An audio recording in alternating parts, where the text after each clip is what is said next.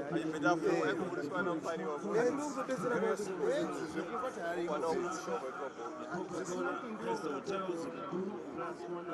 UNFPA, United Nations Population Fund, Union Hardware, Stanley, Zimbabwe Tourism Authority, ZOG.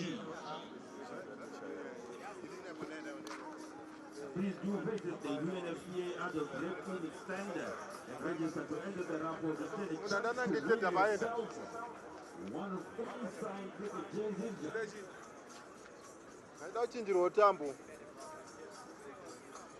In the adult rep clinic stand is just located behind the electronic scoreboard. There is food and drink around the grounds. Grab something to eat, grab something to drink.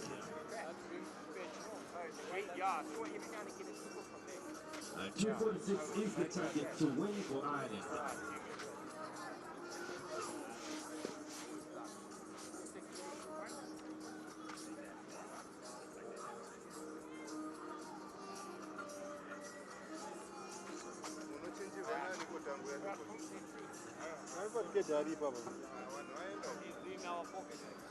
Sawa to chere mobile.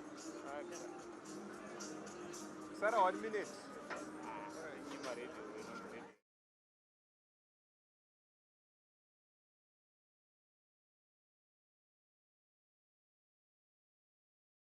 Lip 2, lip 2, lip 2.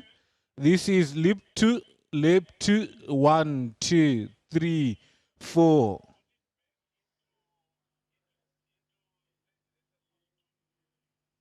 Okay.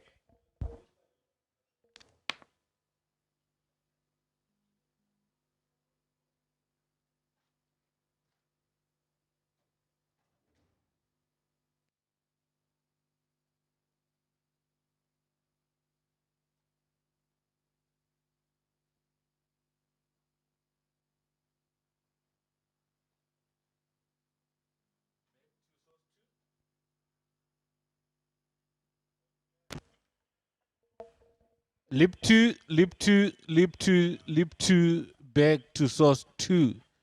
1, 2.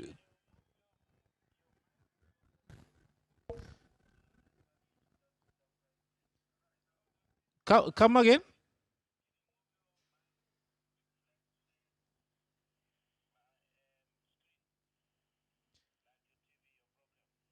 Or my mic closer to the screen?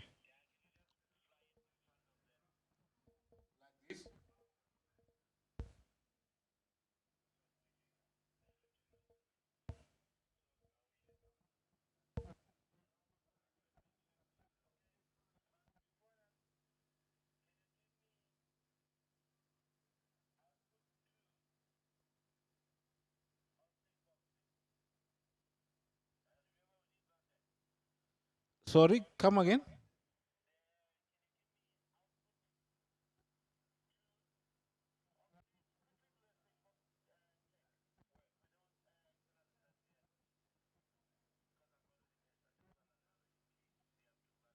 Okay, I hear you. I hear you. I hear you. Okay.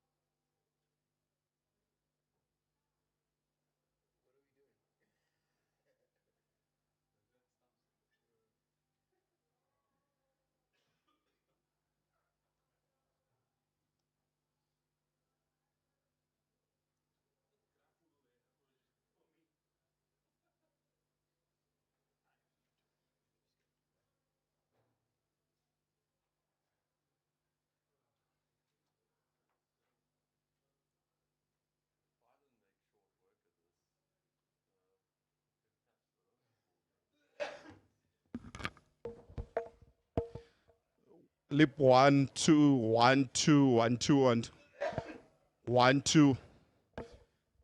Lip 2, lip 2, lip 2, lip 2. Lip 2. Double. Okay. 3.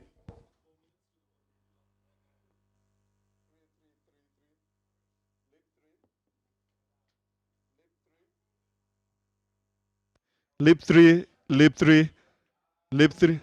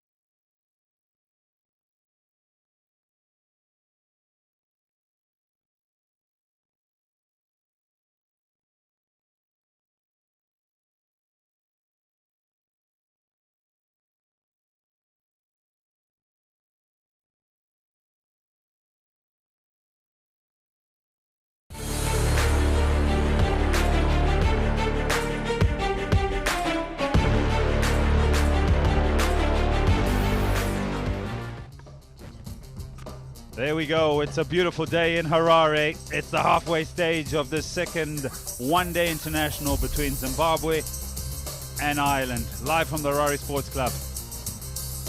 In the background there, you'll see Zimbabwe is starting to take the field. It was tough going for them. They didn't quite kick into first gear. Got a lot of starts again. 𝗿𝗵𝗴𝗲 was good for his 61. 𝗏𝗲 also good for his 58. And 𝗿𝗵𝗴𝗲 excellent. Just to add some impetus at the back end. 35 off 35. They end up on 245. The bowlers today, they put their hands up. More economical, more controlled. Just Little coming back into the second ODI after being very expensive in the first one. 1 for 56. Pick of the bowlers. 4 for 50, 𝗁𝗏𝗧. Now Ireland, they'll need 246 runs from their 50 overs to square up the series. Alongside me, Darlington Mtambanadzo. How do you see it panning out? I still think it's probably slightly in Ireland's favour. I think Zimbabwe probably 20 runs short of the 270, which would have been definite winning total. But somebody's going to have to play well. Yeah, someone is going to have to play well. I'll be interested to also see how the surface is going to play. Andy Balbirnie got a first ball duck in the first ODI, but he's a good player. Over 3,000 ODI runs, and he's out there with the skipper. Also a very good player. But I just, for the longest time for me, I haven't seen these two really light it up as we've seen in other series and in past performances. Richard Ngarava got the early breakthrough in the first ODI, first ball. He'll have the new ball in hand coming from the golf course end. 2 slips away. I did say I want to see how the surface plays. We saw some balls bounce, we saw some balls seam, and they'll still swing on offer. You're right, someone's going to have to play well, but I'll be interested to see how this early part will play. Yeah, we saw this morning a little bit of seam movement for the bowlers early on, but it was slow seam. I think it's quickened up since this morning, and it's going to continue to seam.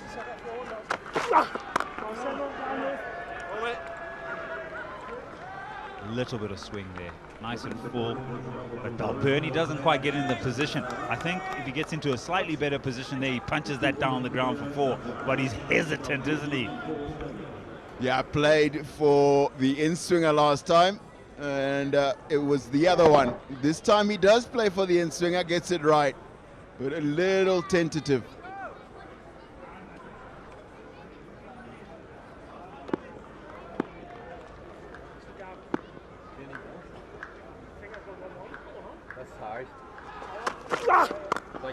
Yeah, what do you think of 246? You did the pitch report this morning. You were out there with the early conditions, slightly on the fresh side. Perhaps any team coming here would bowl first, but what do you think of 245 at the halfway stage? I think it's actually defendable.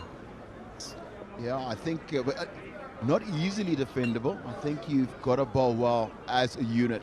I think that's what Ireland did. And to get Zimbabwe restricted to 245, and Zimbabwe will need to do the same. Oh yes, he's up and running. That is silky smooth from Andy Balbirnie. Did you love that one, didn't you? Gentle half volley this from Ngarava. You've still got to put it away, and he's done just that. Just opens the face to get it to the left of cover. It was just the way he timed it, just leant on it outside the line of off stump. Then the hands just drop, don't they? The placement's just perfect. So he's up and running now. That first ball duck is behind him.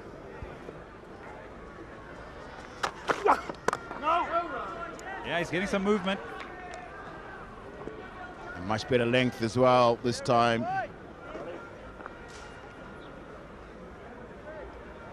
Just gotta be careful to watch that front foot.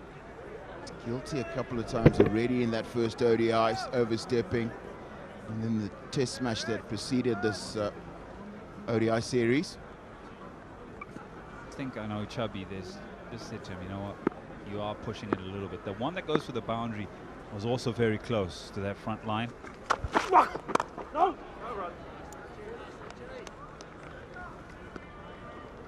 the other side of it, and just got to gather my thoughts on the total that is, and I'll come back to that. The other side of trying to defend a 245 or a 246, which is the target for Ireland, is that you've got to field well.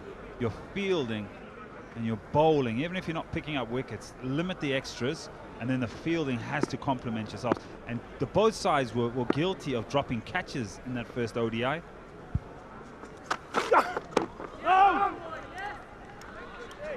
You're going to have to be really engaged. The first over's done, his fourth out loss.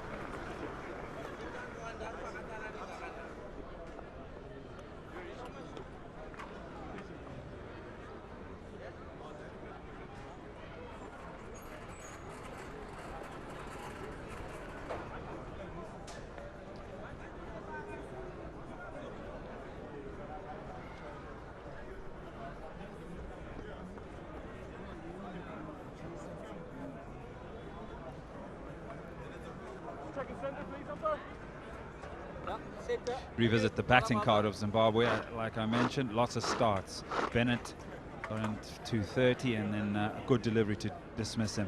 Curran really slow, found it quite difficult, but 𝗵𝗵𝗃 and Raza, great partnership between them just to elevate the innings, and then a 35 by Masakadzi. 245 is where they end up.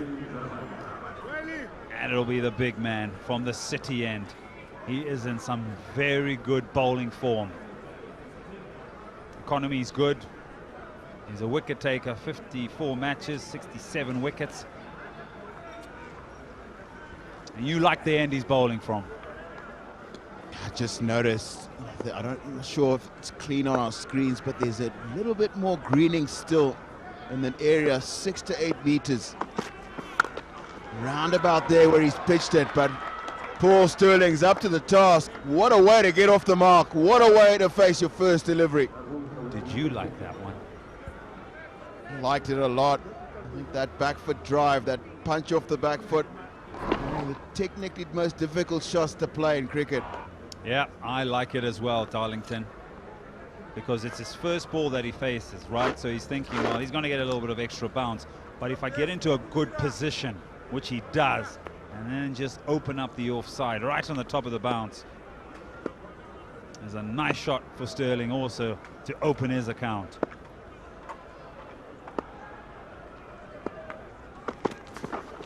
Oh my word. Didn't come out right this time from Zarabani. Had a conversation with him in Bulawayo where he said, you know what, sometimes it'll go wrong. And that's gone wrong a long way. There's various things that he's working on. And it's that wrist position and the release of the ball to try and get it to come back, and also the one to try and leave the right-hander. That one there, the wrist is just broken and it's just carried on with his natural shape. But where it starts, adds 5 wides. So there you go, then he zones in, and that's okay from there. And that's around the length I think is going to be the business area for Zarabani. We saw him get an absolute beauty to get the wicket of Stirling in the first ODI of around about the same sort of length.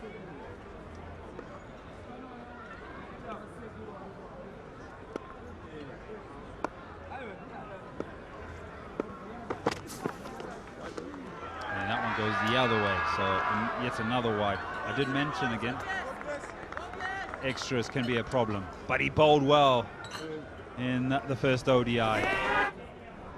That's around that length. Been targeting. And he got another one off that length to jump sharply. And 2 wickets in that over. And a show of muscles. And then a slower ball to pick up his 4th.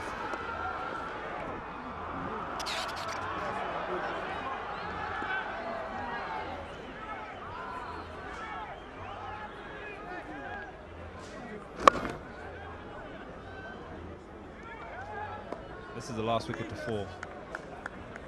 And that really caused the issues for Ireland at the latter part of their innings.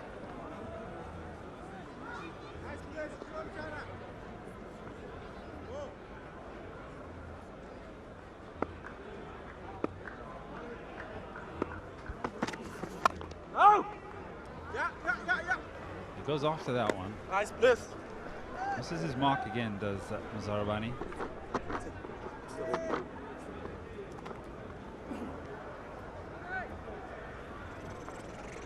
Such a trier, though, 𝗬𝗏𝗧, isn't he? I think he understands how important his first spell, this first little bit of bowling, his first 10 overs are.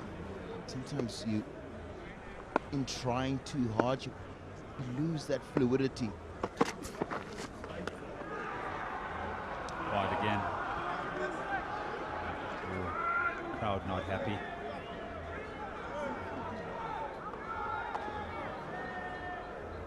I remember an ODI Champions Trophy 2004 in the Tinashe Panyangara. And 𝗲𝗃𝗃𝗀𝗃 opened the bowling. It was at Edgbaston. 𝗲𝗃𝗃𝗃 opened the one end, and then 𝗃𝗂𝗃𝗃, as we affectionately called him, proceeded to bowl like 9 wides. And these things happen. That's a nice length. These things happen. You look at the bottom there, and you know, it's not ideal. It's not that he wants to bowl the wides. It's just that the radars have just gone out the window a little bit. I remember that 9 wides in that over, and 𝗃𝗃𝗃𝗃 was frantically looking for a replacement. He found me at fine leg. Sorry, please. Sorry, blessings, please. 𝗃𝗃𝗃𝗃 and Vaughan were looking to have a good time. Danger here for Paul Sterling is that despite all this that's happened, 𝗬𝗏𝗧 is still one of the canniest operators around. You can get one in a good length.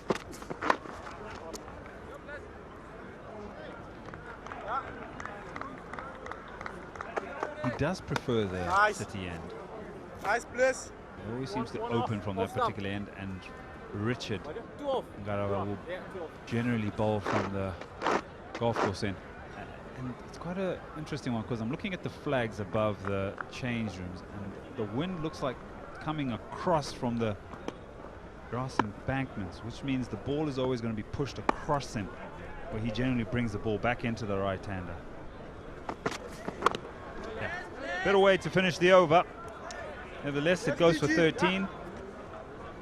It's 18 without loss.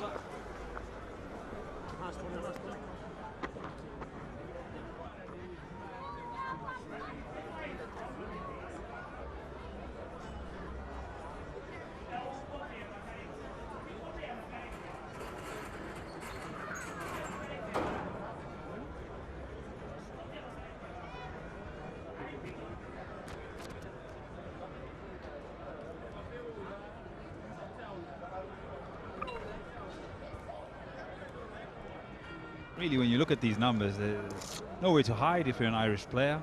From an experience perspective, from a contribution perspective, I think you'd probably think some of the averages for Lorcan Tucker need to improve.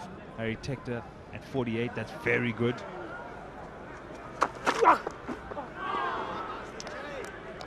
only 2 types of leaves. Good one and a bad one. He's still there. It's a good one.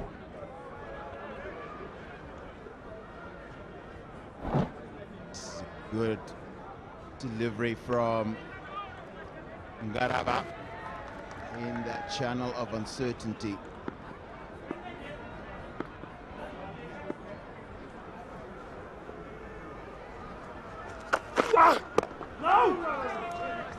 So this particular shape by 𝗬𝗏𝗧 works perfectly with where the wind is coming from, because it's coming from his left, our left, on your screen right now, left to right. So the ball will naturally just curve in. Exactly, look at that flag. It's coming right across the ground from the grass embankment. We're just in that big white building over there in one of the windows.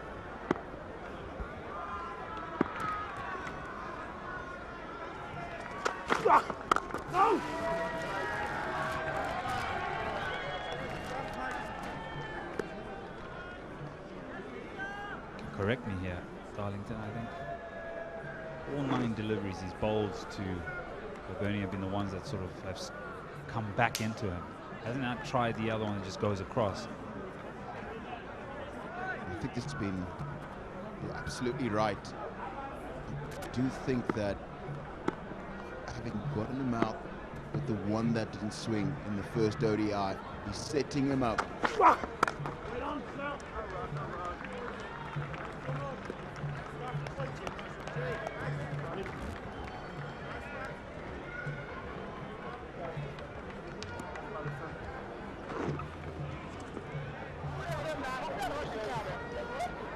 Enjoying the time this down. I just, you know what, when it gets really full, it's a sight to behold. And I mean, the sound in itself as well.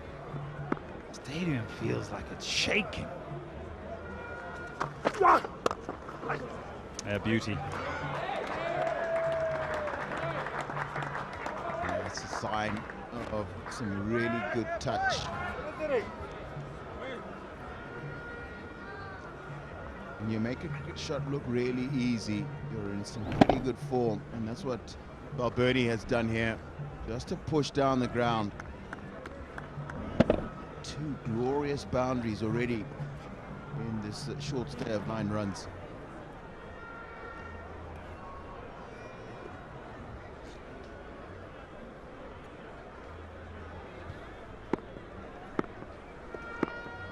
Slip comes out now at cover. No! Yes! Ben Curran. Misfield. I'll pick up a single. To end the over. 23 without loss.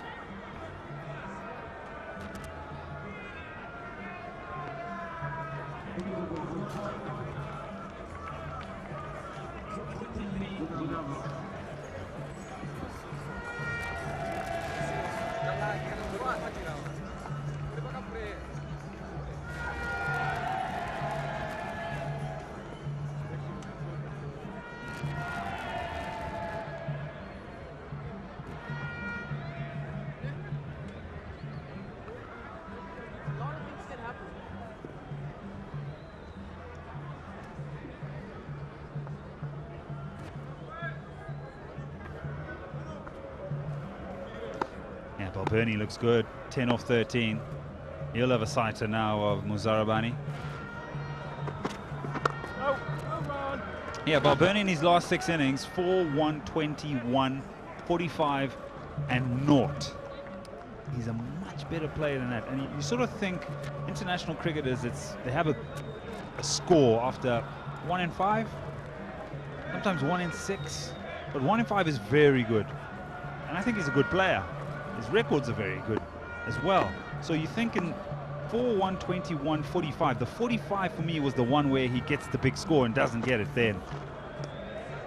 In terms of the ratio of how international batters go about their work, I think Virat Kohli has something like 1 in 4 in ODI cricket, which is ridiculous. He's my favorite ODI player of all time. There's his record. And that takes you back to that average of 31. 1 in 4 and pushes that average into the 50s. You start getting 150+ score in every 4 knocks.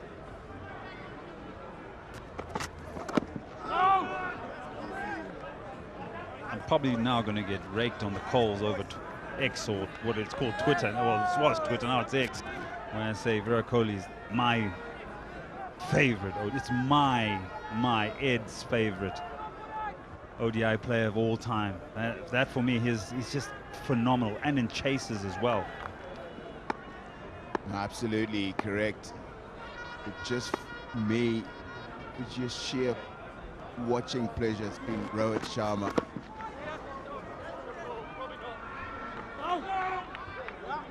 Really enjoyed the amount of damage he can do when he gets it right at the top of the innings for India. 𝗵𝗺𝗃𝗍𝗃 was a good one. 𝗵𝗺𝗃𝗍𝗃 was a good one. The finisher, they called him. Average 50 back end of an innings. A.B. de Villiers. Christopher Henry Gale.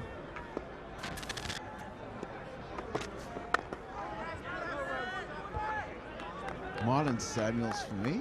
Yeah, let me finish. T20 cricket. The guy's numbers in T20 cricket, the amount of man of the matches he won in key games for the West Indies during his time. So I'm going to be naughty at the T20 start on Saturday. We're in the ODIs. Give me more ODI grades. Give me some of the good ones that you enjoyed watching. It's easy to come up with individual performances for me rather than just like players, because there's been a lot of really good ones to watch. We'll talk about that in the next over. 4 gone, 24 for none.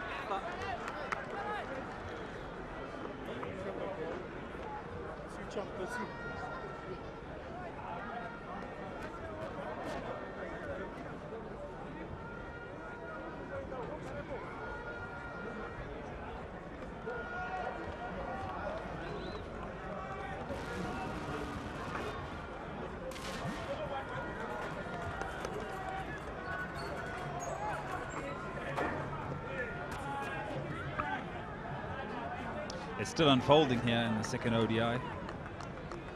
Ireland 24th out loss. They need 222. 𝗁𝗏𝗃 will continue. Just 4 overs bowled by Zimbabwe. You look at that required run rate there. Very manageable. Just to break there, we're just thinking about other players. Adam Gilchrist. Do you remember Ricky Ponting's World Cup 100 at the Wanderers against India? That's an instant. But I also think he was a great ODI player. Fantastic career. I remember another innings from that World Cup, the 2003 one. Andrew Simons came at 50 for 5, 140 odd. That's a very strong Pakistan bowling lineup.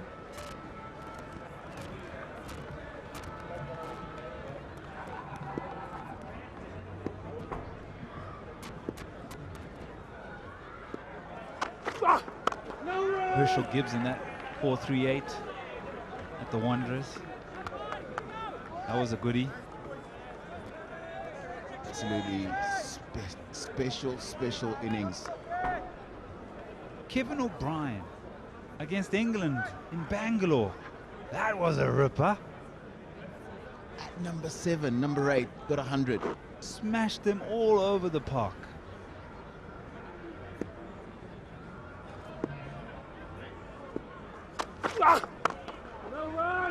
Sourav Ganguly, Sachin Tendulkar. When they opened the batting in ODI cricket, they were devastating. Aravindra De Silva. That World Cup 100.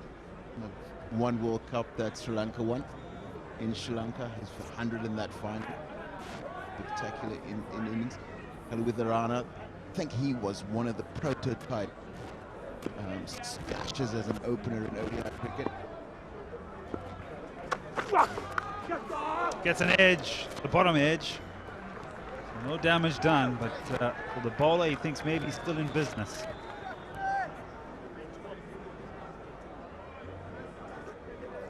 It's good areas it's been so far from 𝗁𝗏𝗃𝗏. Just no fortune going his way yet. And Deepa done very, very well to pull that one in.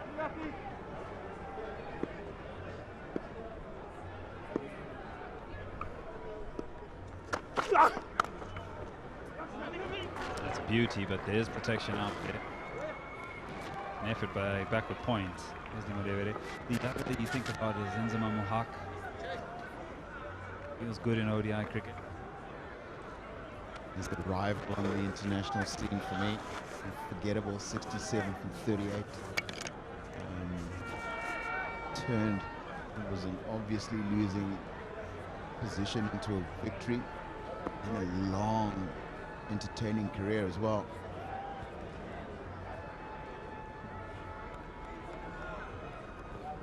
We'll finish it off just now, and we'll just condense it and think about some of the great ODI players for Zimbabwe and Ireland.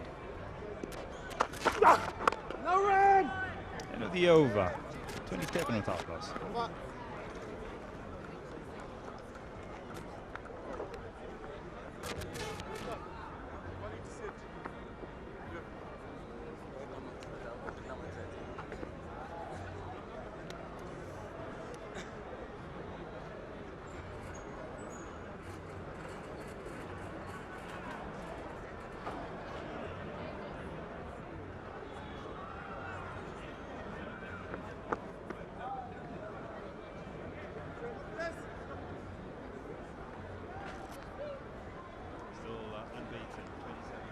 last 5 overs. Watchful, they played some good shots.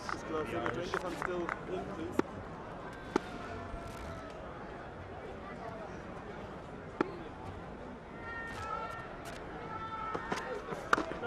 You think about some of the great performances in ODI cricket from a Zimbabwean perspective. You think about Neil Johnson at the '99 World Cup. Think about Henry Olonga, how he played as well. Once that spell of 3 wickets against India. And I think the innings you're talking about was 100 Jono got against South Africa, exactly. No, it was Australia. It was 50 and 3 wickets against South Africa. Zimbabwe beats South Africa. And he's got it! He's found that length and he's got it to bounce steeply.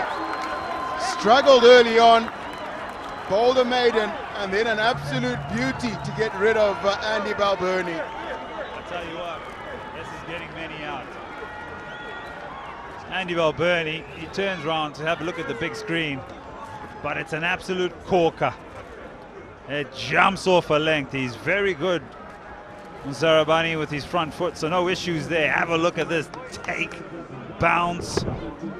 He tries to fend it off. It finds the outside edge, and a ripper by the big man. Yeah, the radar wasn't working a few deliveries ago. It's working now. Balbirnie gone for 11, 27 for 1.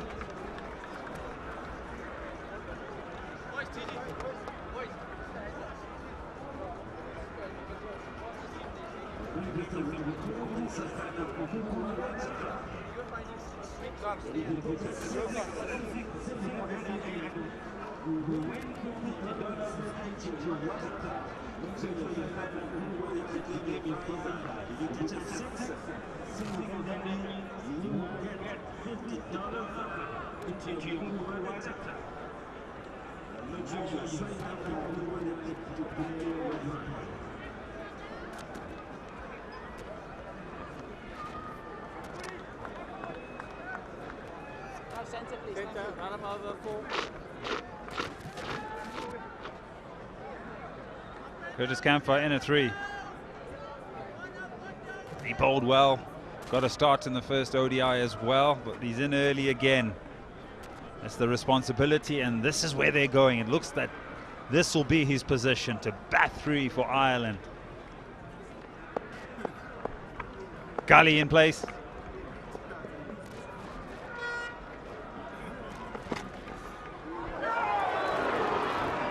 Okay then. It beats everybody. This has climbed really steeply, just a little bit shorter than the one that got Balbirnie. And just look at this, it's absolutely taken off. And Marumani had no chance. He's now taken a few steps back, because that one flies through.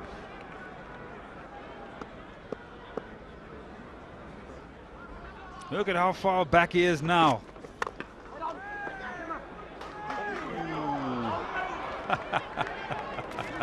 It was timid. He finds the funny side of it. Have a look at this. An absolute Jaffa.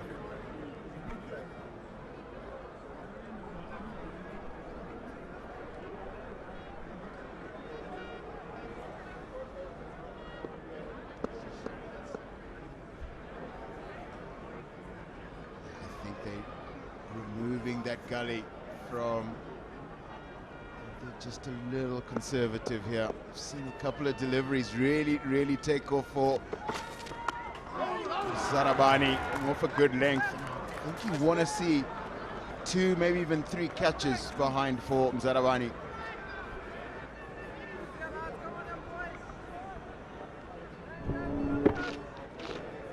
I agree with you.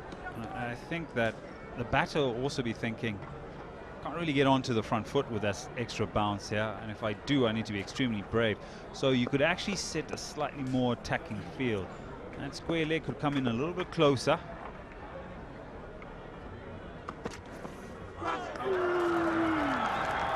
Perla, an absolute perler to end the over. Wicket in that over, it's 31 for 1.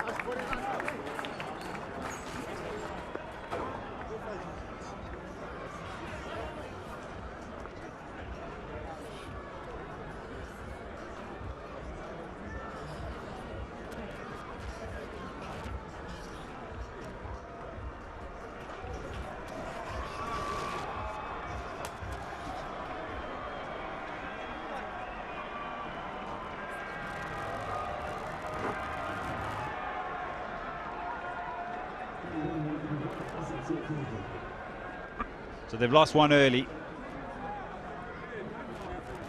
Sterling's still there and has been joined by 𝗂𝗪𝗏. Well, Bernie got an absolute beauty from 𝗧𝗦𝗃𝗍𝗂𝗍.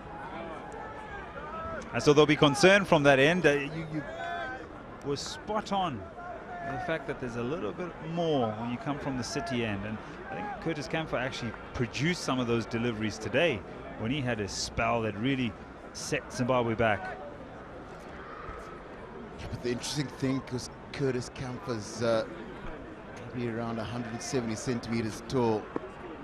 Don't ever get the sense of being at risk of physical injury. No run! A couple of those 𝗧𝗦𝗃𝗍𝗂𝗪 deliveries really get you, can really push you into a shell when you start to think, oh, hang on, if it takes off a good length, I'm playing forward to this could really hurt me.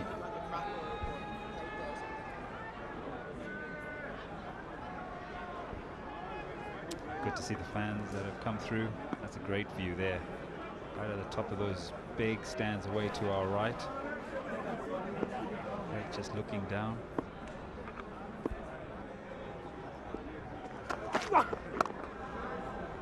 Talking about some of the greats in the game and how well they've played and how they've gone about in various scenarios in ODI cricket. This came up a few days ago, and we talk about 𝗃𝗪𝗏𝗧. Just draw your attention to 𝑉IRAT Kohli. Highest averages in winning causes in ODI cricket. And so he's about 6,000-7,000 runs ahead of everybody. Averages great. And then just throw in 4,200s there. 4,200s. Room. A little bit of a misfield. Sterling wants to get a move on. 4,200s in winning causes, Darlington. It's mind-blowing. Absolutely sensational. He's so far ahead of everybody on that list nearest to him. It's 𝗵𝗵𝗏 with 15. Shy Hope, West Indies.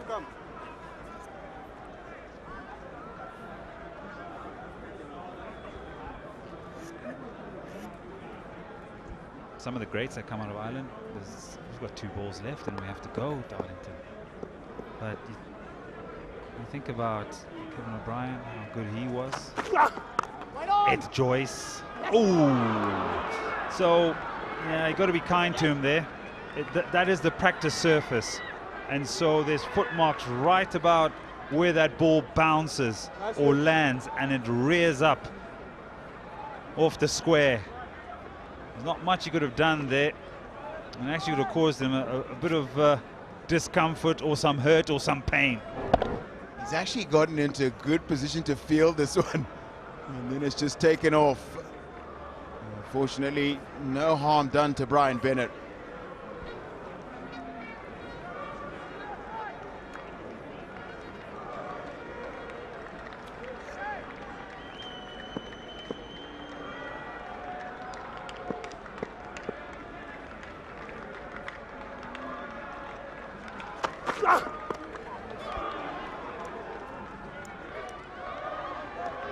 That'll end the over at 37 for 1.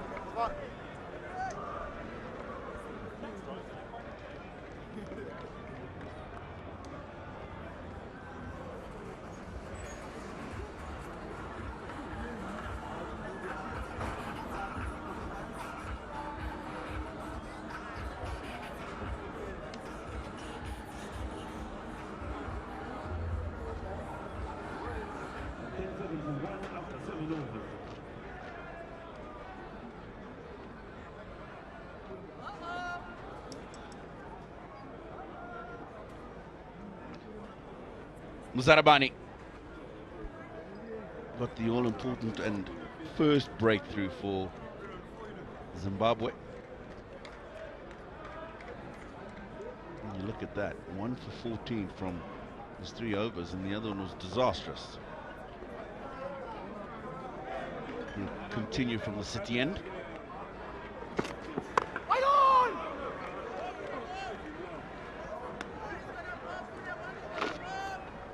Very good afternoon to my co-commentator Victor Pitsang. Good afternoon, Tino. Yeah, it's going to be a good contest. There's just a little bit of something in it for the seamers, isn't it? There's already some bounce that we've seen from Rabani. Generally, he will get some extra bit of bounce, but he's bowling now with good pace. It was his first over. There's a little bit wayward, but now he's found the right radar. No! Yeah, he was the first of the Zimbabwean bowlers at the luncheon break. I don't even think he had some. If he did, maybe a couple of spoonfuls. He was out in the middle, did a couple of shuttles, and then made sure that he was warmed up and ready to go well before everybody else. Shows a very professional attitude.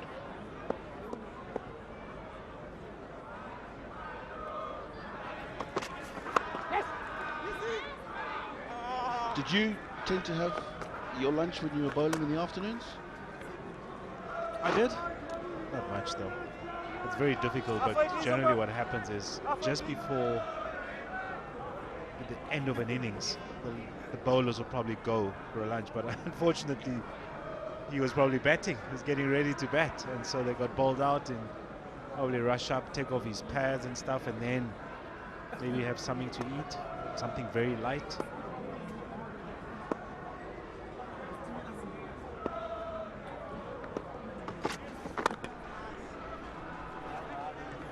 Because it's important to have some lunch though, because you want the energy, isn't it? The first spell might be okay, but it's what happens in your second spell when the captain wants you to come in, still bowl at good pace, good energy, and then also at the end of an innings, are you able to maintain the energy? So it's quite important to at least get enough into your system to maintain the energy throughout the innings, and throughout the bowling innings actually. Outside edge, and it'll run away for 4. He's disappointed. Rabani dismissed Paul Sterling with a very similar delivery in the first one-day international. Got the outside edge. This one a lot thicker. About getting the right balance, isn't it? Do you have a second slip? Do you have somebody at gully, or do you have the extra bit of protection on the offside? Well, there's the guy, extra fielder at cover. It's a thick outside edge which manages to go for 4.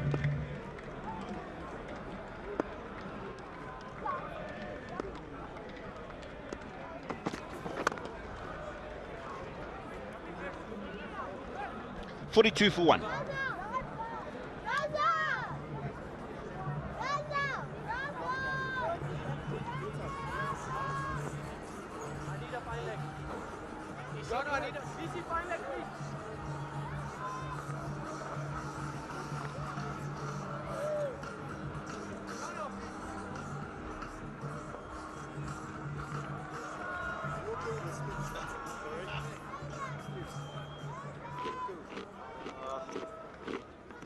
The bowler, I think, yeah. 38 for 1, Zimbabwe were at this stage. Ireland ahead, 42 for 1. You're asking me to take mine off. I was like, that's my protection. And the first change in the Zimbabwean bowling innings, 𝗃𝗃 very much in the infancy of his one-day international career, but over this busy summer that Zimbabwe has had, he's had a fair opportunity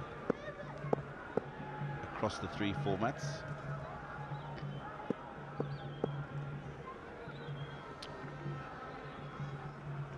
And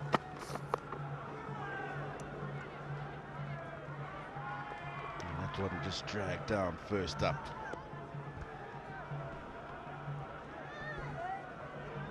When you have a good start with the ball, I think it's a steady start by Zimbabwe, having picked up the wicket of 𝗍𝗄𝗃𝗄𝗃, who's gone for 11, is that your follow-up bowler is so important. We saw Newman bowl the other day, bowled a maiden in his first over. So Trevor comes into the side, big opportunity for him to just settle into this team, but the start will be very crucial.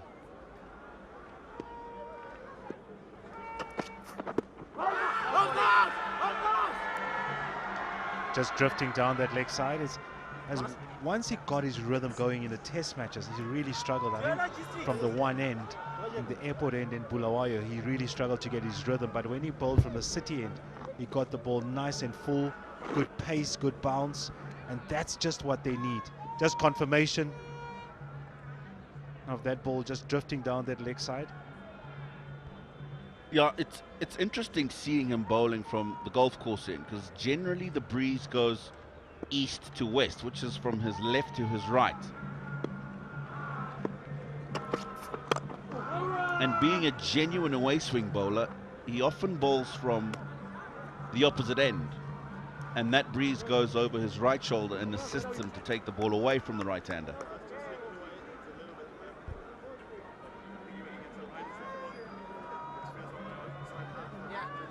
I guess not much of a breeze at the moment. That's why it makes it so difficult now, because you probably feel that Irvine's probably going to give Blessing one more over, because he probably feel, well, he's going to give him 5. Looks like he's found his rhythm. Can he at least just get one more wicket in this power play?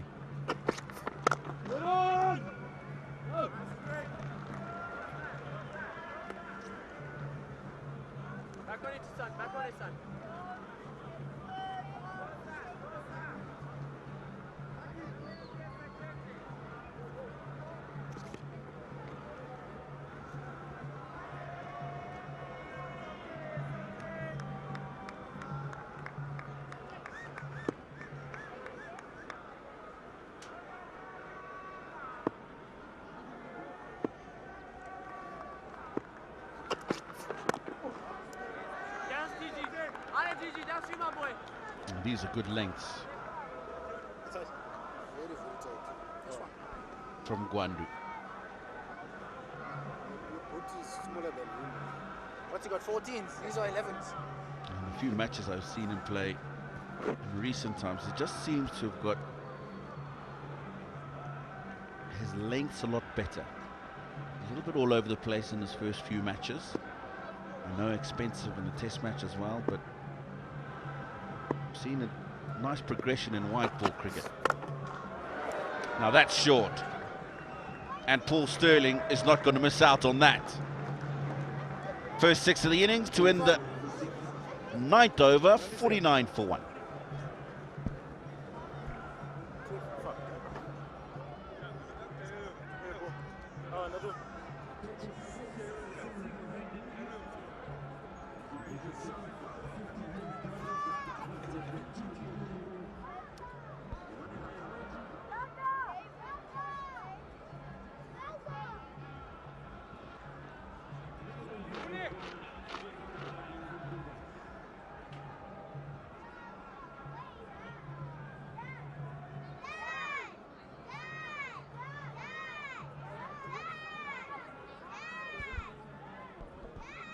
Yeah, it was a good over, that.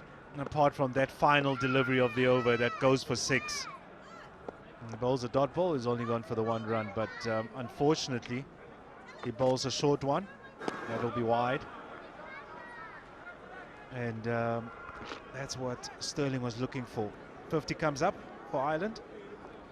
I've seen Muzarabani do this a bit in the last couple of months, going back to even the test matches against Afghanistan, bowling wide down the leg side. Is that an issue of the wrist behind the ball? Is it collapsing?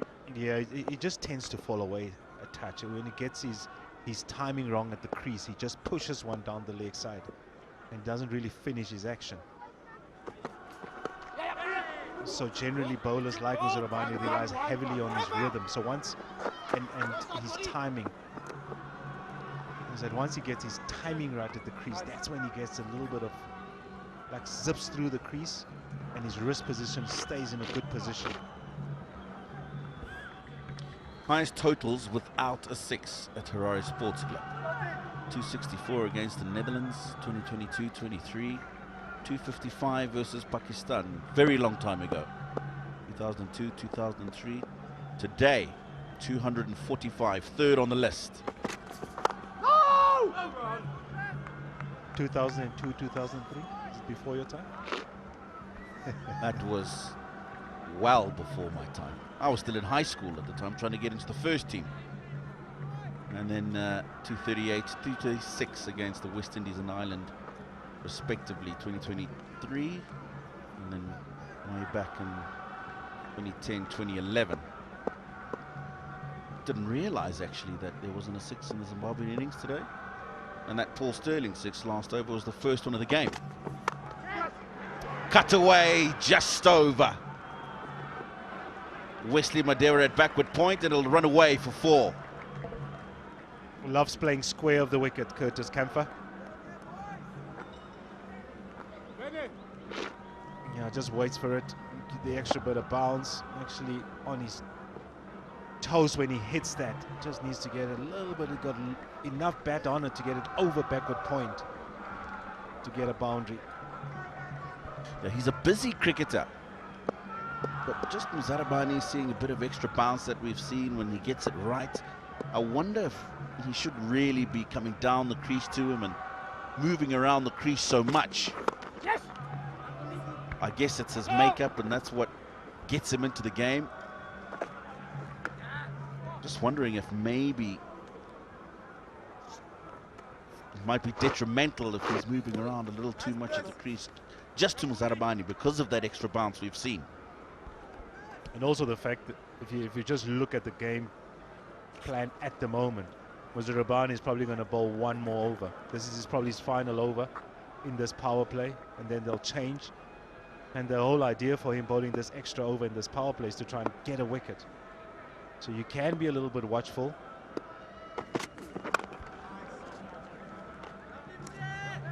I think we had this discussion in the first game about the lengths that he bowls and the natural length of tall bowlers. What is the normally you feel, well, the natural length is to bowl back of a length. That's why they're so effective in wide ball cricket, because batters just can't hit them down the ground because of that extra bit of bounce that they get. It's trying to bowl that length more consistently, especially with a new ball. It's an advantage that you have as a bowler. I just think at times he just bowls a touch too short. Start to finish the over, 57 for 1.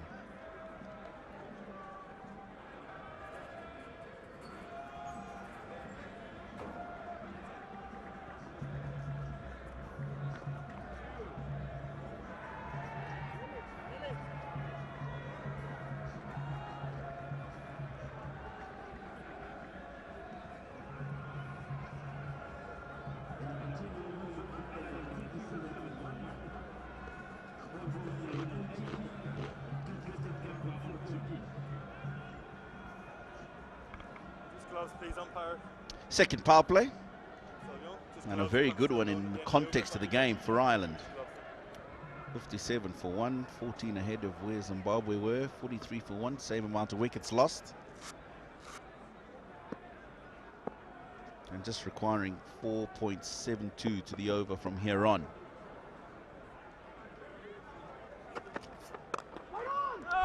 I guess when you look at that power play and what we've just seen, the Irish technical team and the rest of the change room will be quite happy. Yeah, nice, man. They are very happy. And you sort of look at how they've gone on their business here. Sterling generally very aggressive within the power play. He tries to utilize the restrictions within the first 10. And he's only going at a strike rate of just under 70. So he understands the importance of having a good start in the first 10 and try to just get partnerships.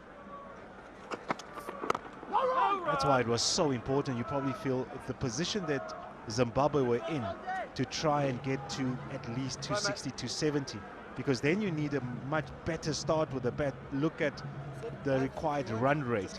At the moment, if you just bat decently enough and you go to 57 for 1, there's no damage, then that required run rate just drops. So, yeah, it's a wonderful start, this. Zimbabwe, on the other hand, they would have wanted to have picked up at least another wicket, at least 2 more. Oh, no ball called.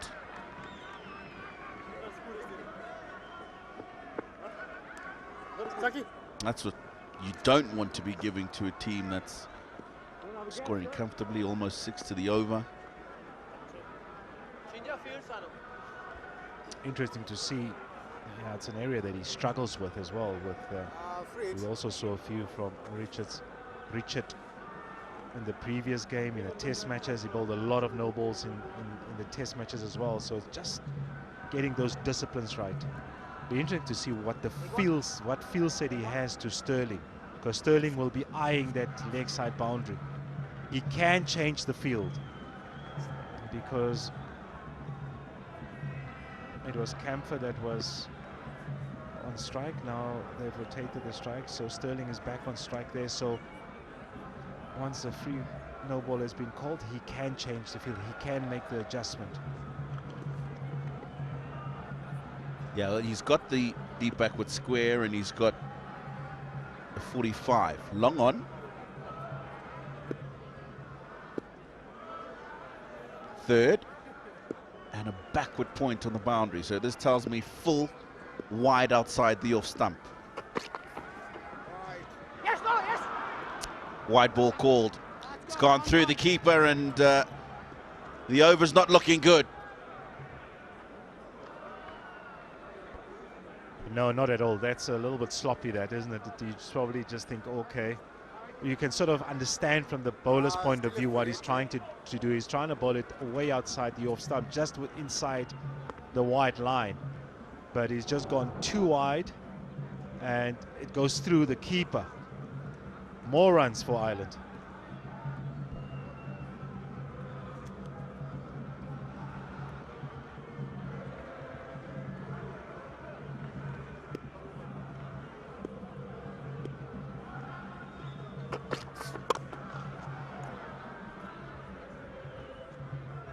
Sterling probably doesn't hit that as well as he would have wanted, but let's have a look at the power play.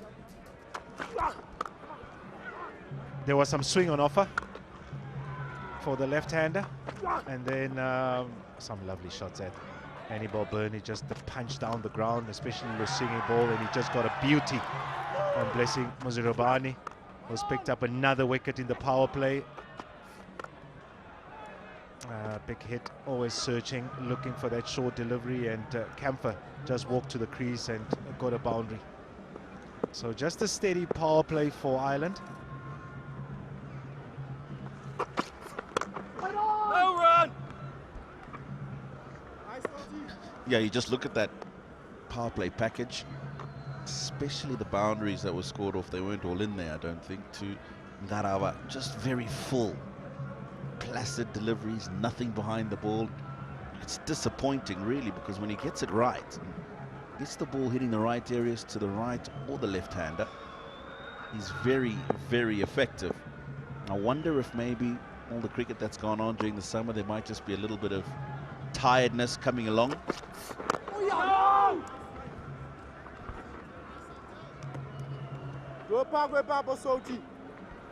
Nice on day. Go boys, go boys, go boys! All good, lad. Long way to go, boys!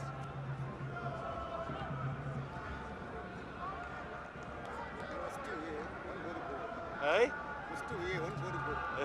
Yeah. We all know who that is. Spider-Man.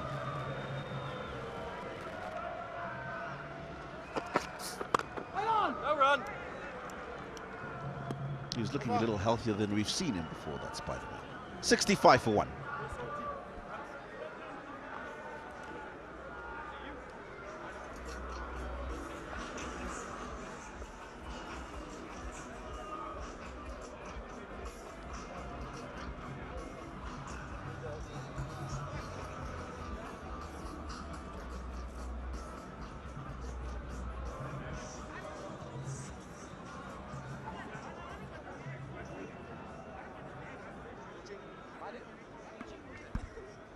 Green Worm well ahead of the red after 11 overs.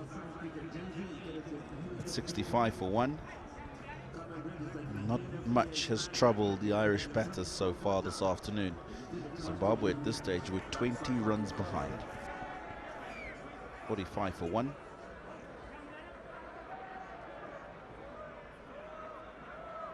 It's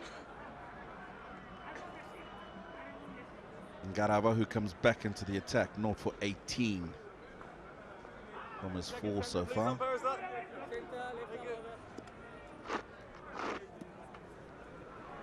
Mid on and middle up. Sweeper square on the offside and third.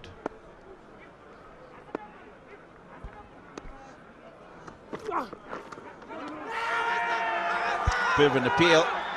𝗿𝗺𝗽𝗃𝗃𝗃 says there was nothing. 𝗃𝗃𝗃𝗃 wasn't sure whether he got the outside edge, but keeper backward point. Well, they thought he got something on that one. Let's just have a look here.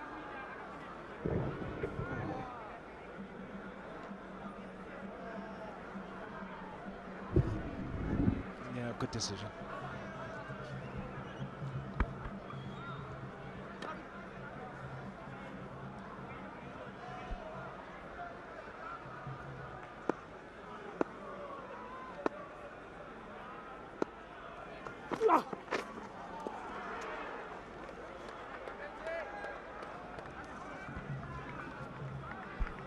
You can go.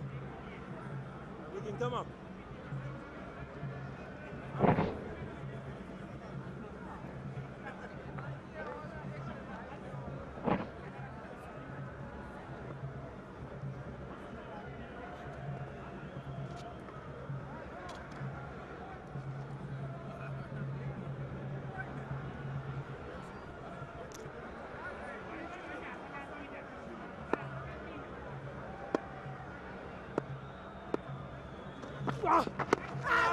That's pitching outside the leg stump.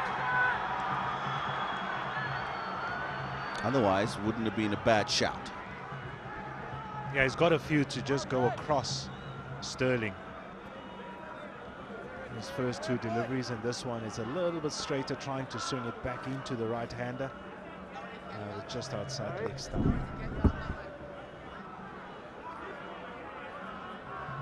Easy decision for the umpire.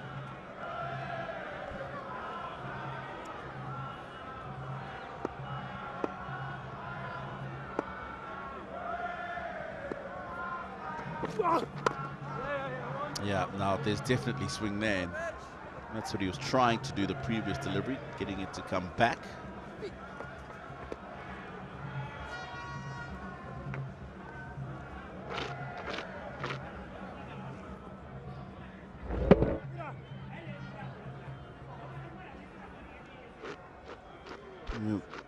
We were talking about Richard ङ्gārabā, and is there maybe a little bit of tiredness creeping in the body? It's been a long summer for Zimbabwe, going back to mid-November when they took on Pakistan, and then Afghanistan in a full series, and then coming into this. There's been 16 international matches, and he's missed just 1 of those. 6 white ball matches against Pakistan, 2 tests against Afghanistan, which is the one he missed, the Boxing Day test, and then 6 white ball matches there as well. And then the test match for this tour, and then the first ODI a couple of days ago, and this second one. Not a lot of rest in between, is it? After that first test match against Ireland, there was a few days off, then they played the first. But all these 3 test matches, there's ODIs, not test matches. Just a quick run, get back to that. End of the over. 68 for 1.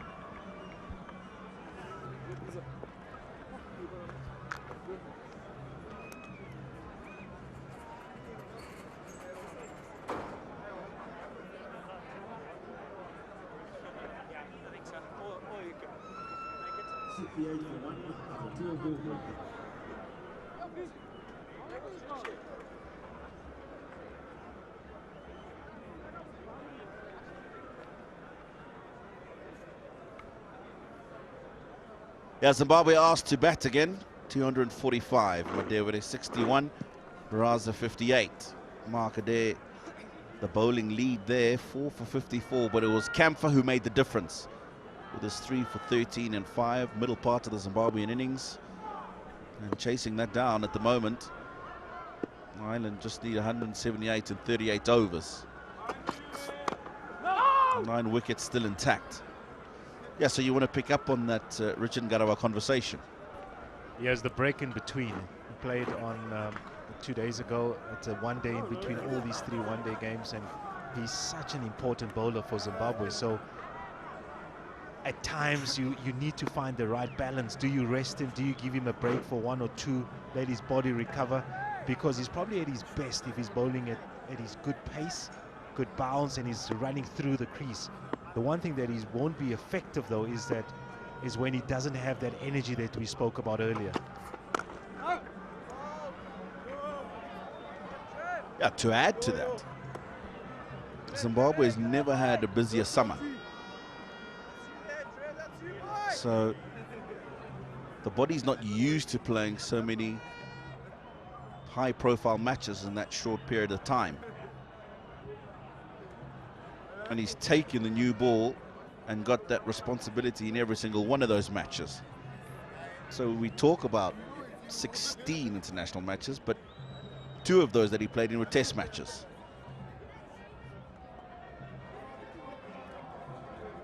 And the other innings that he bowled against Afghanistan, they bowled 200+ overs in the field.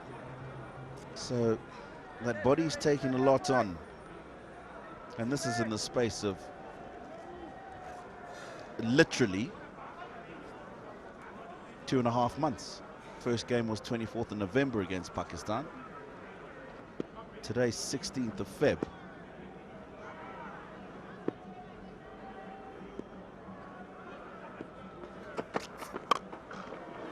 Now that's nicely done. This got to the pitch. He probably didn't hit it as well as he would have liked, but 4 runs nonetheless. Yeah, he's just a powerful player, but he wants that length. He advances down the track because he wants to get it on the full so that he can just place it over the top and just puts pressure. It was a good over to that point, but the fact that he just advances a touch allows him to free those arms to get a boundary, and the pressure just decreases a touch. So what does the bowler do now? What length does he bowl? Now he's back to his normal area.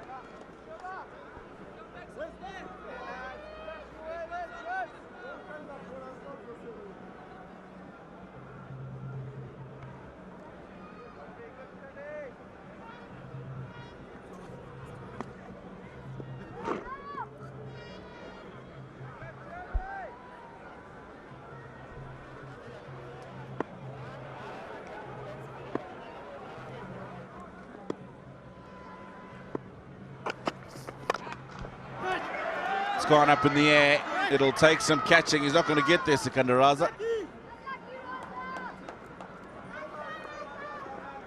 So 2 to end the 13th, 74 for 1.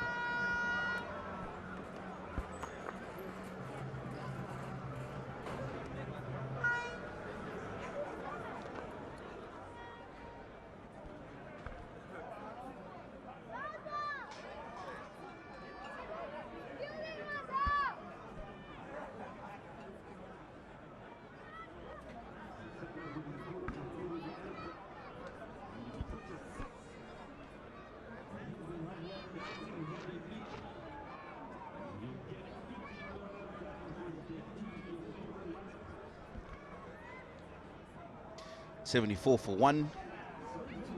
172 more needed in 37 at 4.65.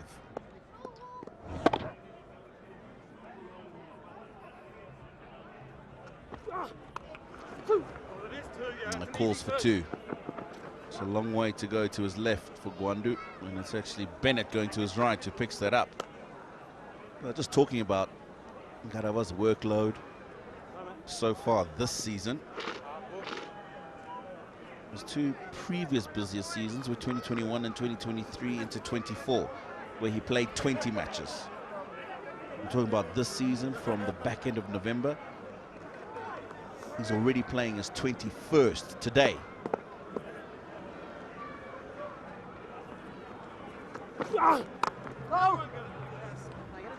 And still 4 to go in this series, and you would expect he would play Probably all of those.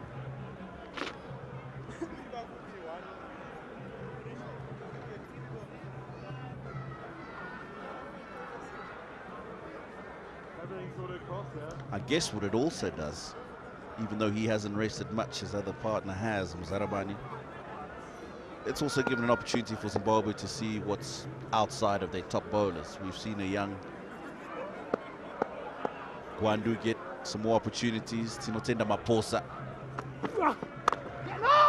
who's yet to feature in this series, although he's in the white ball squad. I was going to ask you though, is that can he be rested? You know, there's 4 balls left. There's 4 games left in the series. Is Zimbabwe willing to give him a rest? Depending on what happens, whatever happens today, if Zimbabwe wins this game, maybe they might look at it. But if Zimbabwe loses this game, are they comfortable to leave him out in the final ODI? Yeah, probably not. And they want to win that series desperately, and they want to have their best available bowlers.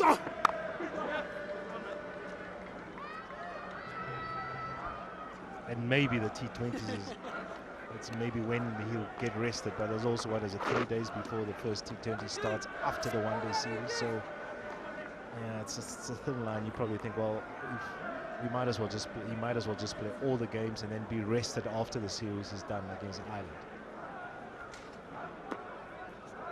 That's why planning is so important.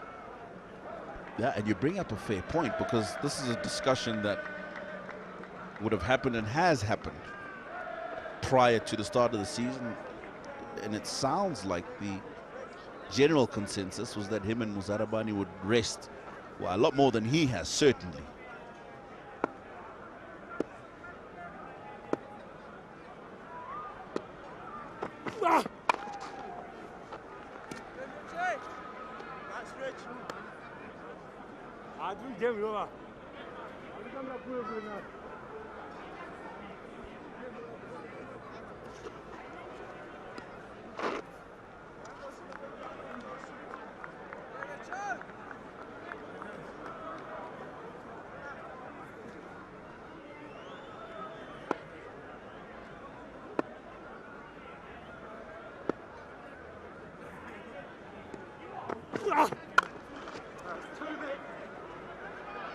Yes, Stones, yes!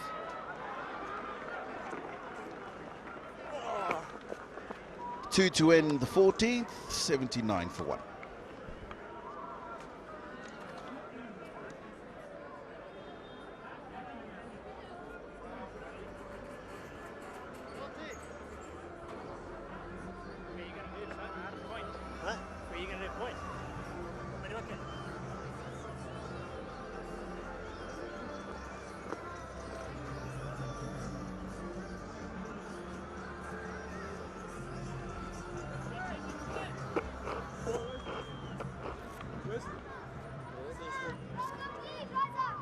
Ireland and Paul Stirling fully in control of this match at the moment.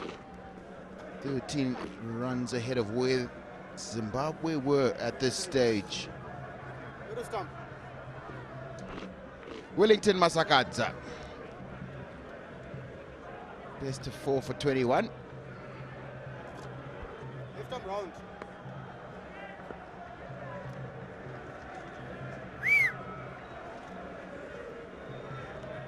Where's the footy?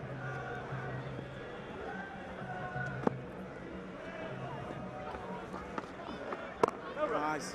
Has a really important role to play. Just come in. Well, in the first ODI. Picked up 9 for 40 in that match. A couple of chances put down. Zimbabwe's fielding didn't support. Wait on! Yeah.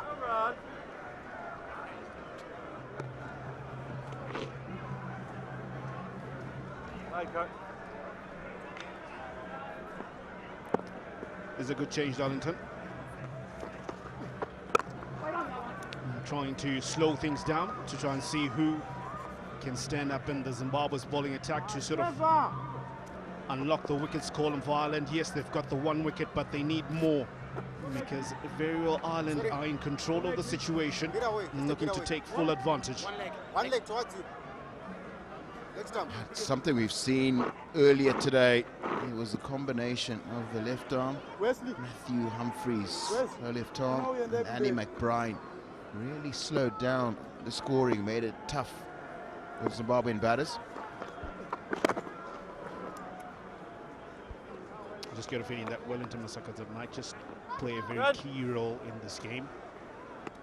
His ability to attack the stumps, and that might just force a few false shots. I'm waiting for those errors from the batters.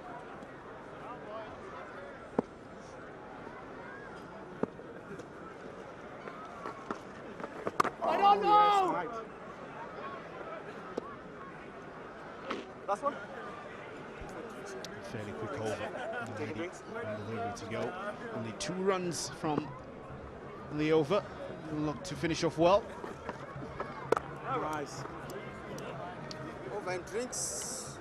15 gone, 81 for 1, and the players are going to take a drinks break.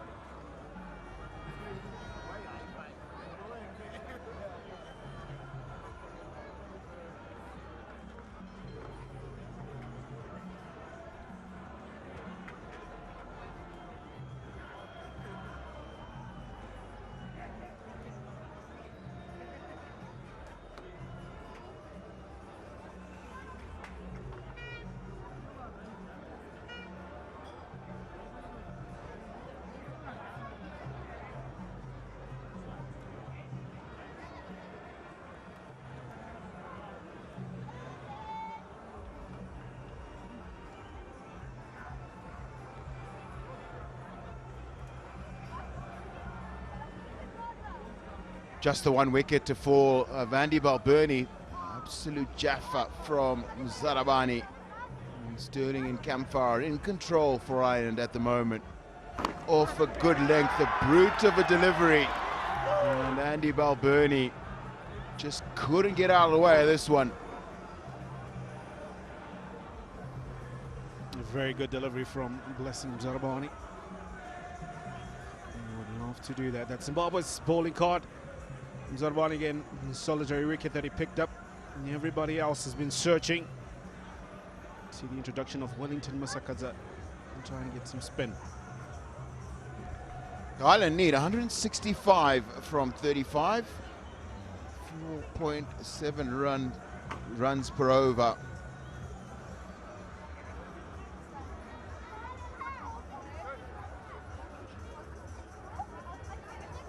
Great day here at Harare Sports Club. Just enough cloud cover to keep it cool for the players on the ground.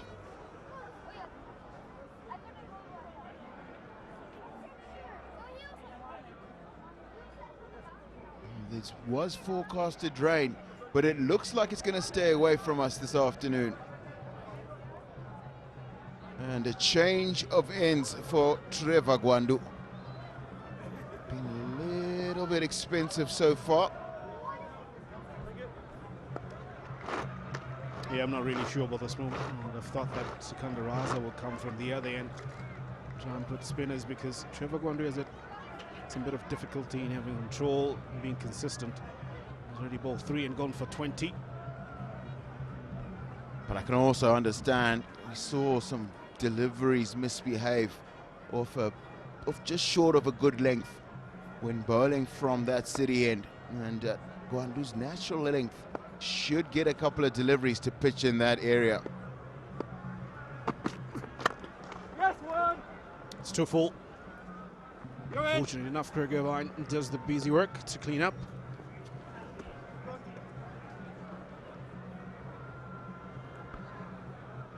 He needs to find something, doesn't he? Start well.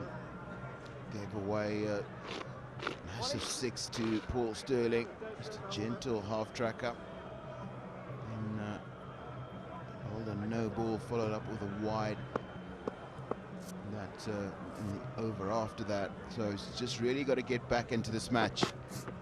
Yes. That is that length we're talking about. That's around the area that he'll need to operate from, and then vary a few deliveries. Right, the African drum is out. Definitely trying to put some tunes and beat some rhythm probably into 𝗃𝗃𝗃𝗃's bowling. Yeah, they have a lot of fun down there at the castle corner. Keep us really, really well entertained. Interesting fact about that drum player is that he's facing away from the field. It's into the pads. Should just be 1 run. There's Timotenda Maposa, who's on the field as a substitute fielder, does the fielding. Trevor. Good trip.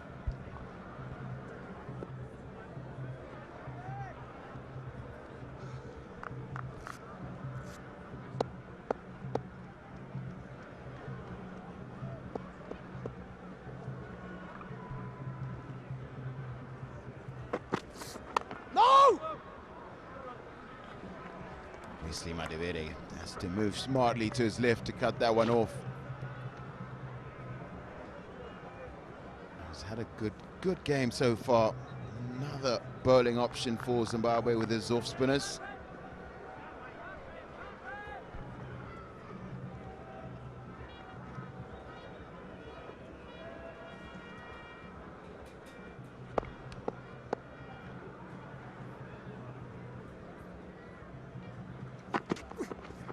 Beautifully bowled. I cannot understand how that has missed the off stump. Curtis Camphor was looking to work that through the onside, and it's nipped away sharply. That's a good delivery. A very, very good delivery. 2 good for both sets of furniture. Bat and the stumps. Yeah, we understand, 𝗃𝗃𝗃𝗃. We understand how close that was. That's a much better length, and that is the business area where we've seen a couple of deliveries really respond. 84 for 1.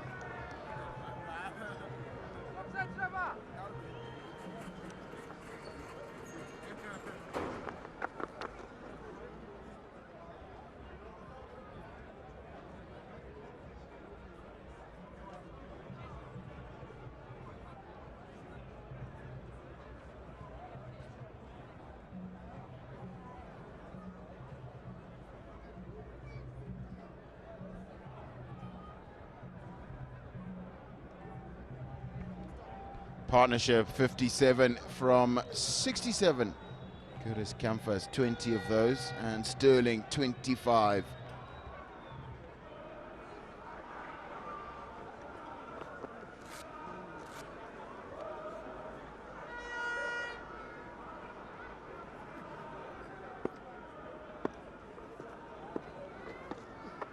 Nice, 𝗃𝗃𝗃𝗃𝗃.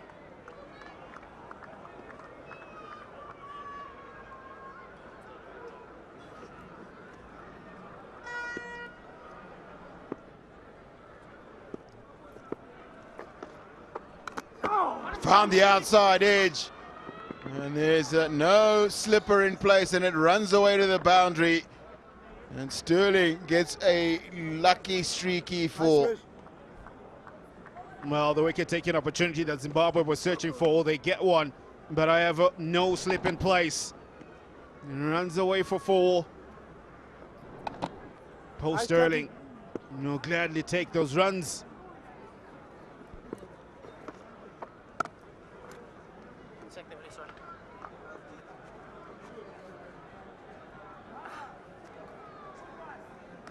Just a little bit of turn for Masakadza.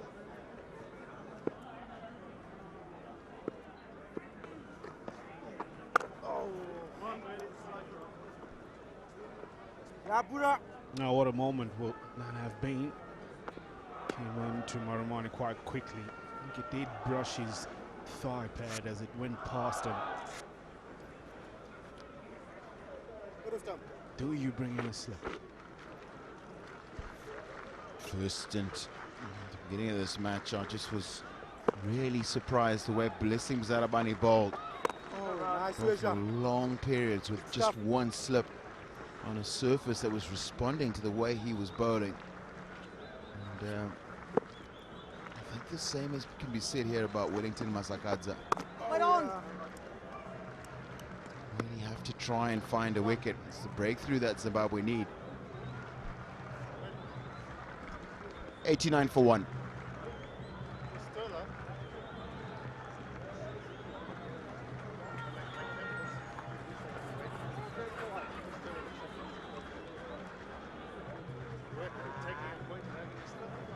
Let's just leave it like that.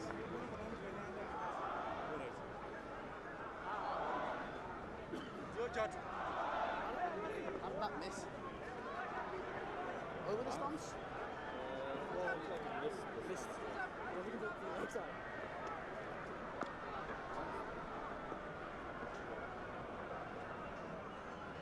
𝗃𝗵𝗃𝗃 is going to continue from the city end. We've just seen a couple of deliveries really respond off the wicket for him. And still no extra catches. It's just Tadiwanashe Marumani, the wicket keeper. No slippers or gully around him.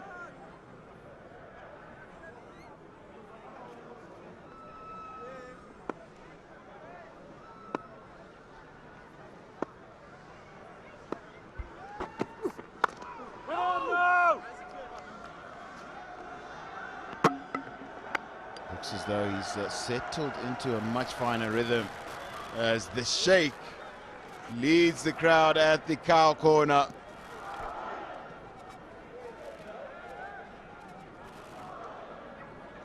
They're hoping that he can move some force to be blown onto the field of play so that things can move Zimbabwe's way.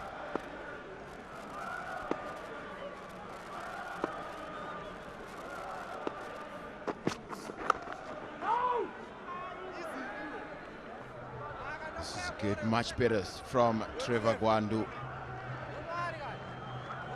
He settled into that area around the line of the off stump. This is what will be important for Zimbabwe's game to improve, to go on as a team with a future, to say who can stand up and be counted after Blessing Mzarabani and Richard Ngarava. And those are the bowling options that man and the captain will be looking for. Yes, he does have Raza, but apart from those three, who else can stand up and be counted? That's off the pad, and Marumani's done well. He's moved smartly to his left and probably saved a couple of runs.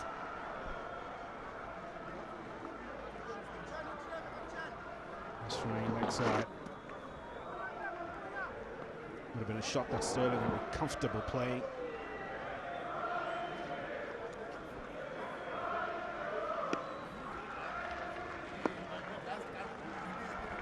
Warming up, Skandaraza. He's run down the wicket at him. Again, we've seen the ball really take off from a good length.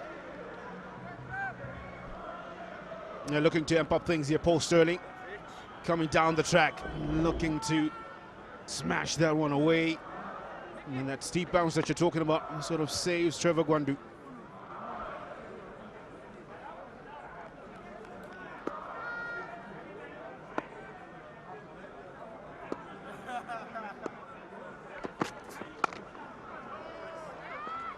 Just 5 dots in a row from Trevor Gwandu. He's bowled well this over, this young man. Got to make sure he just needs to finish off this over. It's been a good 5 balls. That's why you saw Sterling looking to come down the track and attack him, because he's done well, particularly in this over. Dot ball pressure is what Zimbabwe will now to consistently build up, and maybe they can create another opportunity. It's a maiden over. First one for Trevor Gwandu in this match, 89 for 1.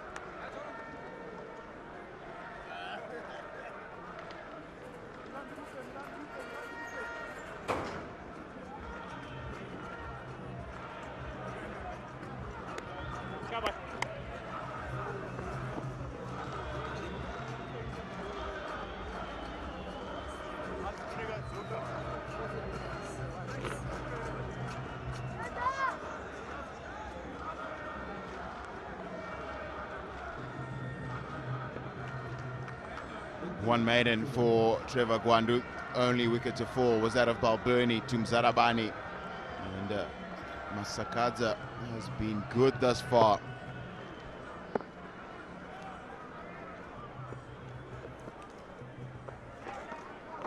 Oh yeah. Choose the call immediately, as Ryan Bennett has a long way to go to haul that one in. 𝗃𝗵𝗶𝗀𝗃 just had some fielding duties as Blessing was in the change room. Yeah, both of Zimbabwe's seamers, Mzarabani and Garava, were off the field for a couple of overs. We saw Tony Minyonga on the field, as well as 𝗃𝗵𝗃𝗀𝗃. Probably not straightening enough to threaten the stumps.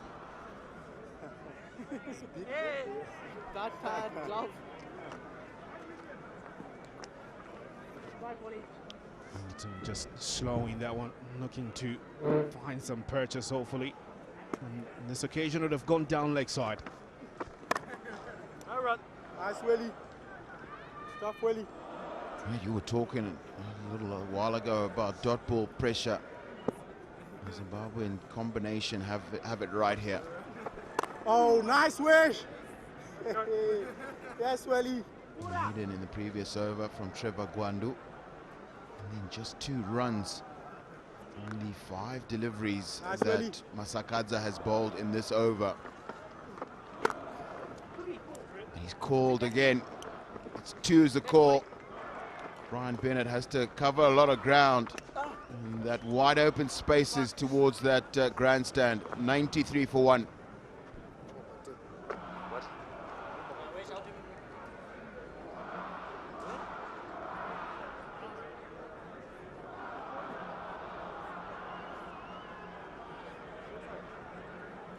I'm sorry.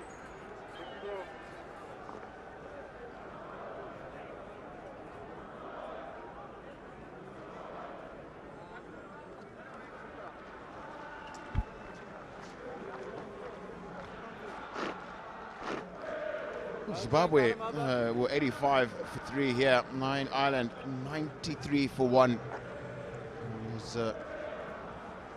There is a bowling change. In for the first time this afternoon is Sikandar Raza. Right arm mystery spinner with a best of 4 for 55. He's playing in his 150th match today.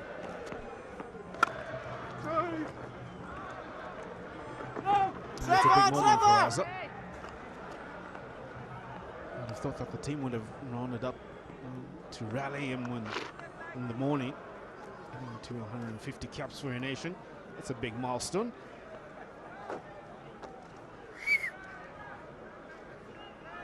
Let's hope he can put up a performance that befits that achievement. Well, a little too straight. And it's Richard Ngarava's done the fielding. And Curtis Comfort's run really, really well. He called for the 2 quite early. And he knew he's the one who was going to be running to the danger end. Loosener from Raza. Paddled away. Brisk running in between the wickets there from Curtis Comfort.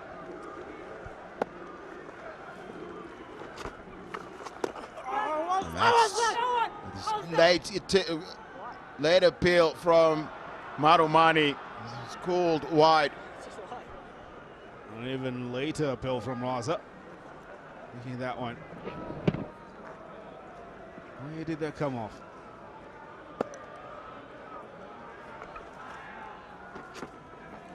No! It's just been a good passage of play for Zimbabwe. Managed to just really slow down the scoring.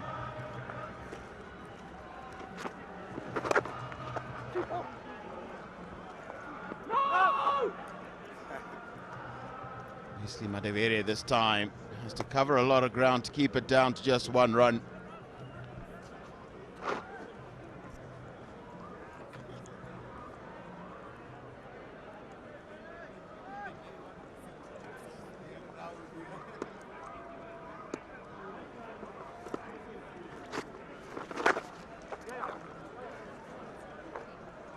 This time it is Brian Bennett to get in, get out the dive, Nice, to keep it down to just 1 run. A brilliant piece of field with it. Shaw's commitment. Took the dive, caught it on the bump. No run. 99 for 1.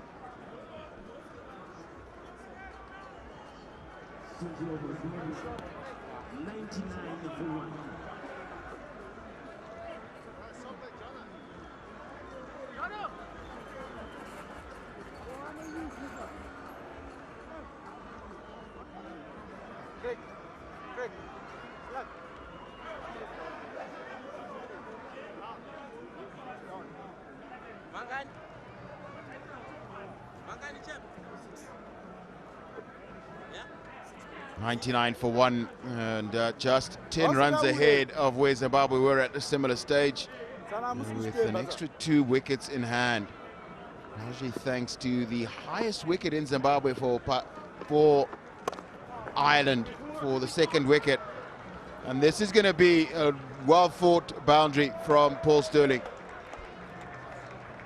Well, it's been about a while since Ireland had gotten a boundary, and this one sort of just loosens the pressure that was building. 𝗬𝗫𝗂𝗪 just offering just a bit of width, played very well, and played a bit late as well. Brings up the 100 for Ireland. And the second 100 has taken 68 deliveries. Partnership now 76 from 93. Previous highest partnership for the 2nd wicket for Ireland against Zimbabwe was 70 between Comfort and Balbirnie in 2023. Yeah, Comfort is still out there in the middle, 27 from 46.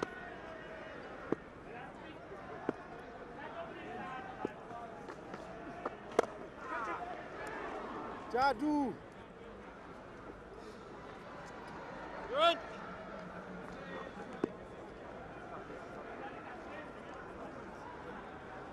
What do you think is the way for Zimbabwe to go here? Another bowling change, but maybe perhaps Masakadza bowling his 4th. I would say a bowling change would probably offer something as a bowler. No run. Toss a few up, invite them to go for the big shots and take that risk. Maybe hopefully you can be able to get something.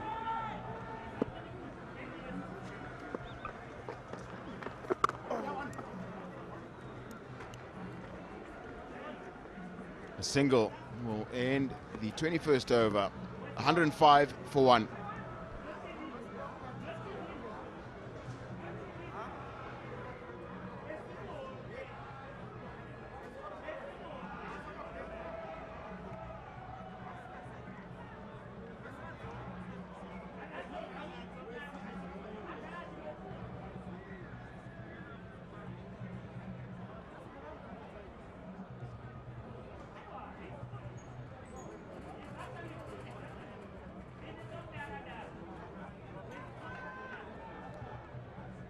Ireland firmly in control. It's on the back of their highest partnership for the second wicket against Zimbabwe.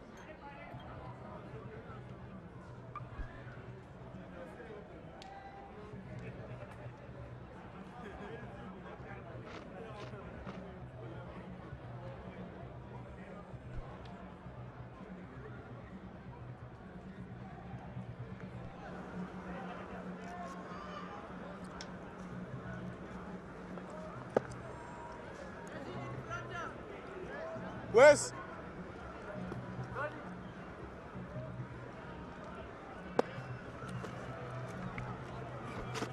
Out.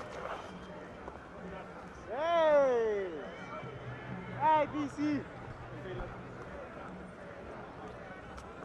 It's just been a really quiet period for the Zimbabweans as Ireland extend this second wicket partnership. Wait on! Come at a good rate, strike rate of 78. 𝗂𝗂𝗃𝗂𝗃𝗂. 𝗃𝗂𝗃𝗂𝗃𝗂.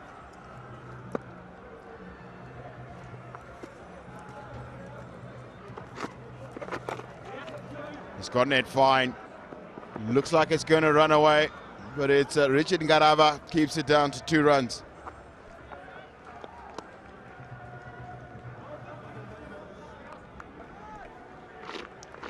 Yeah, it's been an excellent partnership. 80 of 101.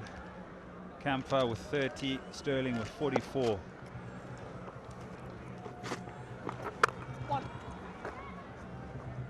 It's a way of setting up your stall in terms of a run chase.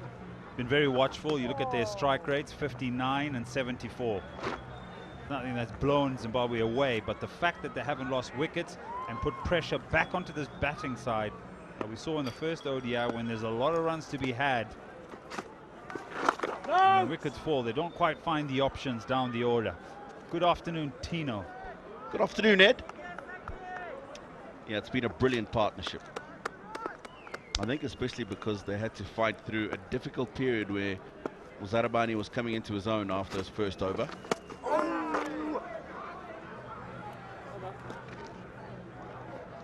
108 for 1.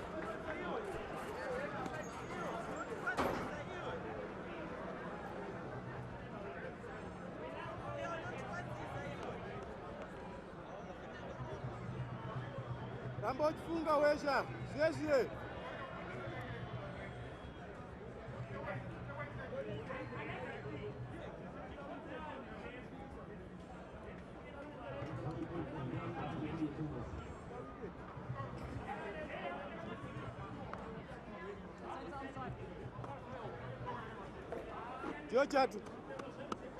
And so now they need 138 to win. 28 overs, a shade under 5 runs and over. You'd expect a comeback from Ireland, and you'd think to yourself, where would it emanate from? First of all, winning the toss bowling. It wasn't a situation where they blew Zimbabwe away, but 𝗵𝗺𝗃𝗪 really changed the status of the game when he picked up those wickets in a flurry. And then the other side where you'd expect them to improve is their top 4 firing. But more importantly, if their top 4 is still there at the end. Well, the one day they had off yesterday, Ed, you can tell that they've certainly gone away and thought about how they're going to come back into the series in this match.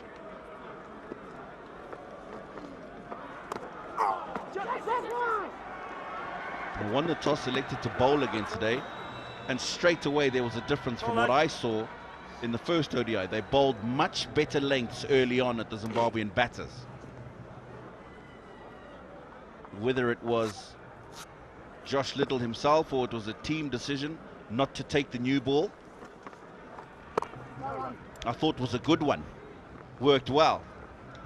And then 𝗂𝗫𝗂𝗽𝗃 coming in and blowing away the middle order. Great catch we saw from Harry Tector. So all the way through, and even when a partnership was going, they broke that and then never looked back. Lost early wickets at regular intervals in their chase the other day. Today, totally different story. Oh. Easy. 113 for 1.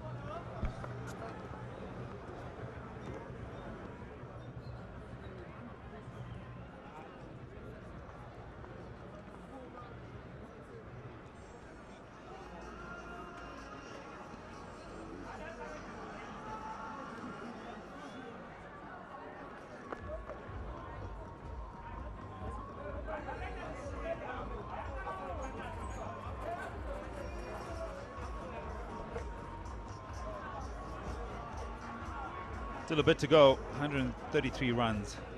Zimbabwe would need to try and pick up a couple of wickets pretty quickly. You can possibly turn back to Ngarava or Muzarabani or Gwandu, spinners. Masakadza is 0 for 22 in his 5. For us, it's just into the spell, just 2 overs for 9 runs. So this is one area of the game they could fight back with this man in picture. Nice, Saki. I was just going to say, with the reverse of Ireland getting better, your opponent as well, you expect him to hit a standard and then try and hit that standard again and carry on the good batting form, and the bowlers as well complementing that. It just seems that Zimbabwe today have just missed that a little bit, haven't they? I'll have to agree with you, Ed. And this morning at the toss, I asked a question to Craig Irvin. Yes, 299, very good score, competitive, and you won comfortably. But are you concerned that 235 of those runs were scored by 2 people? Nice, Saki. Doesn't happen often in a one-day international innings, and take nothing away from Brian Bennett and how well the captain played. My question was coming from the point that if the both of you don't get runs today, then the other batters haven't got anything in the first game. And you would expect with that lineup that the other batters would have had a little bit more. Through the field, and that'll be 4. Brings up 50 for the captain. Very responsible innings so far. Yeah, much appreciated, and it's also nice when it comes from the skipper. 50, number 31. And he goes there in style because he really has to wait and then just play it off his back hip to sort of find that gap.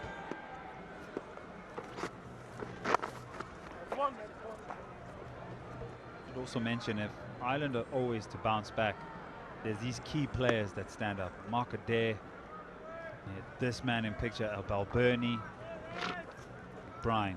Yeah, your question was a good one. And you'd expect if 1 or 2 fail, the others take up the slack. We'll continue that in the next over. 119 for 1.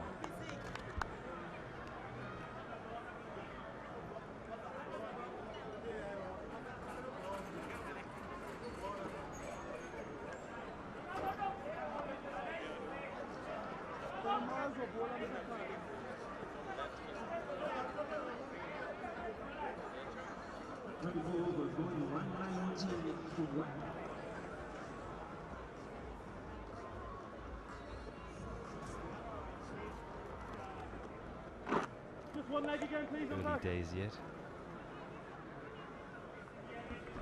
And one particular player out the blocks very quickly. Almost about 200 runs from his 2 innings, Brian Bennett. So yeah, just going back to the conversation, Ed, that's what I figured from the batting side of things. hasn't gone as well for Zimbabwe. And you just look at Ben Curran's innings, for example. That was covered by a very good knock from Bennett the other day and all the way through the innings. Today it wasn't because he got out early. And then so did the captain. You come to the bowling in the afternoon and 𝗬𝗪𝗏𝗀 has a horror of a first over, comes back quite nicely after that. But already Ireland have got a good start because of that.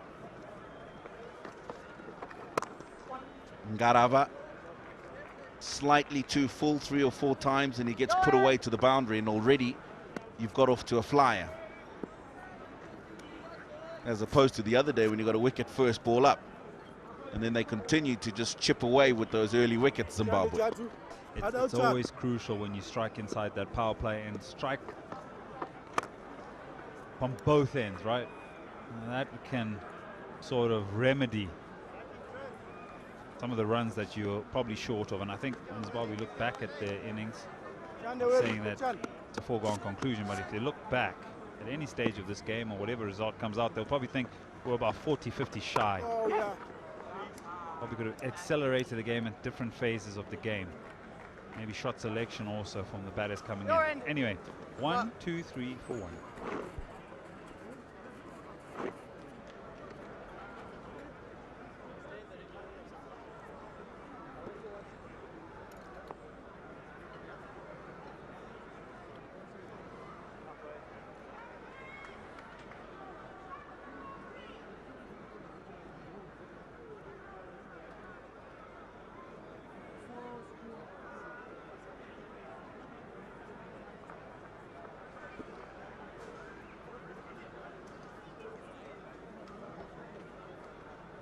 Rain had threatened, the clouds had come in and seemed to have just fallen away and moved on further south. I expect the next week to have good weather, warm weather, and as expected, this partnership needs to be broken.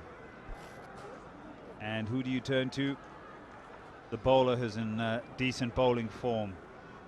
Picked up 4 in the first ODI, picked up 7 in the test match in the first innings. And so the skipper turns to him to break this partnership, which is getting out of hand now at 96. Field to be interesting, and also we've seen the ball just rear and bounce from the city end. But you have a conventional field, there'll be no catches. For me, that's a slight surprise. Got to have someone to try and effect the catch. Oh, meets that nicely. He knew it was coming. He knew it was going to be short, and it's well executed by 𝗃𝗃. Yeah, to 𝗃𝗃, you'd rather err fuller than short. And very strong on those short deliveries, and that brings up the 100 partnership as well. And Ireland just in total control of this innings and of the game. Yeah, very good. Just steady the ship as Balbirnie left 27 for 1.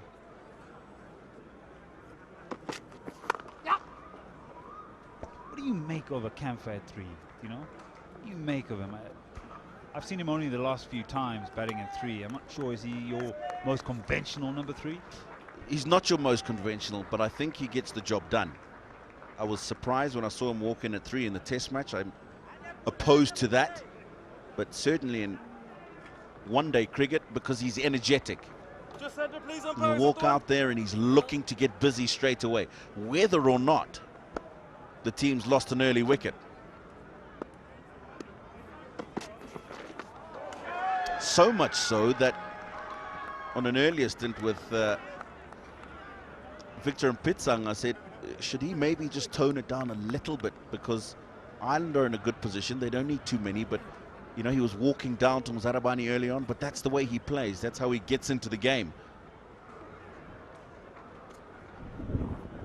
If he's walking in at number 3 and facing the barrage that he did from 𝗬𝗪𝗏𝗀 earlier on and coming out unscathed, putting together a 100-run partnership with the captain,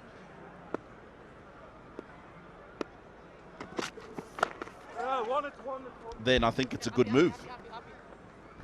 So a little bit of the quandary that I've been sort of scratching my head since the first ODI about Marumani batting at 7. He's an out-and-out sort of opener. He's the one that really makes use of the power play. And so batting that low, think to yourself, well, are they different roles, or the remaking of players, or readjusting of your batting order? Yeah, that one was one I didn't understand from as soon as I didn't see him walk out as part of the opening pair. I thought maybe he'll come in at 3, which he hasn't. Now, I've got no problems with him being given a different role and a new role that he's been prepared for at provincial cricket and has shown that I can do that job at that part of the innings because it's a crucial position. And although Zimbabwe ended up winning quite comfortably that first ODI, they didn't get those runs in that section of the innings that they would have wanted towards the back end. And I just don't see him being that kind of explosive player at the end as opposed to the beginning. No! 129 for 1. Over.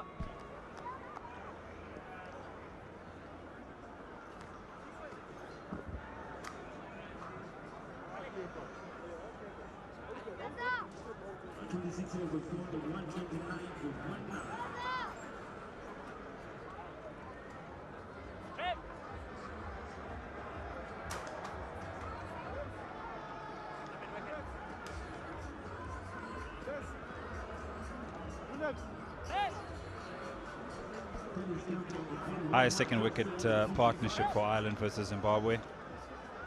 And the chief contributor, 55 off 70, 6 4s and 1 6. Yeah, he got all of that. Got all of that as well. Also been a little bit lucky on some occasions, but luck he'll take. That was one of the best in this compilation of 55.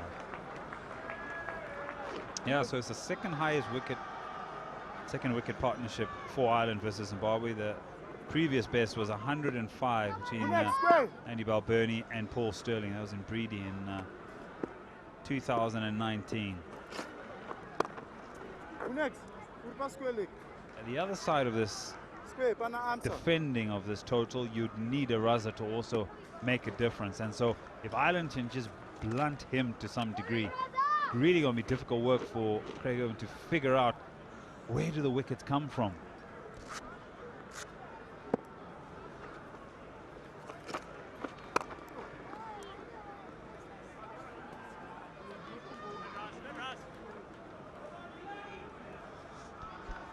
Yeah, he'll be rattling his brain, Craig Irvin.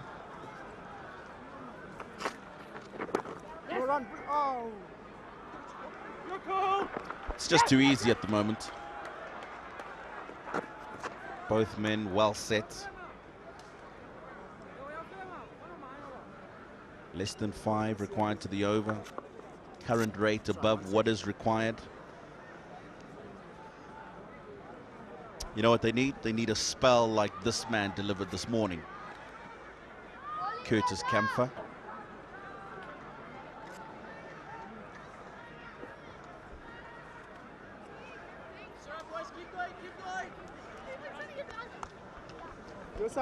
Someone just to turn the game. Someone just to make something happen. A bit more energy out in the field. A bit more conversation. Some desperate fielding. Take a splendid catch, maybe a run out. But I did say when Marumani came on, perhaps you could think from a captaincy point of view, where can I get a catcher? Where can I get the batter to think, well, I may have to have a feel for a ball, or I just don't like the catcher there, and so do I have to change my technique? Not availed to him. So I think someone like 𝗲𝗲, who can dot you up, you could put a catcher, maybe a slip in play, and come up with a plan to maybe break this partnership.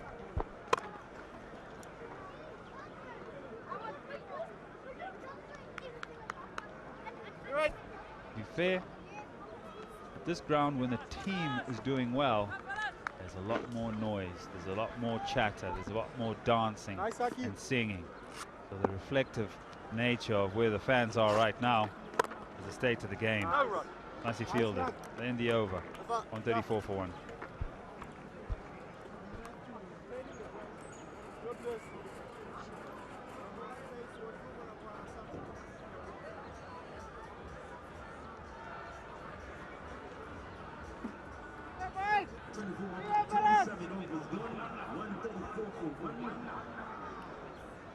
Get your 6 and you get yourself $50 in terms of Mukuru.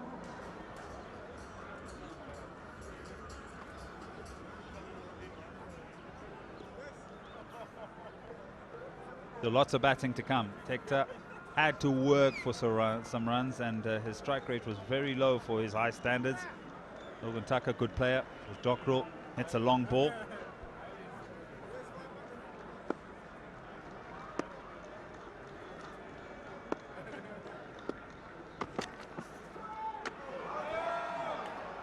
There's maybe just inducing him into a shot that he doesn't really like to play. He's just playing it on the bounce and the pace there, Sterling, and I think it's a low percentage shot because third is back on the fence.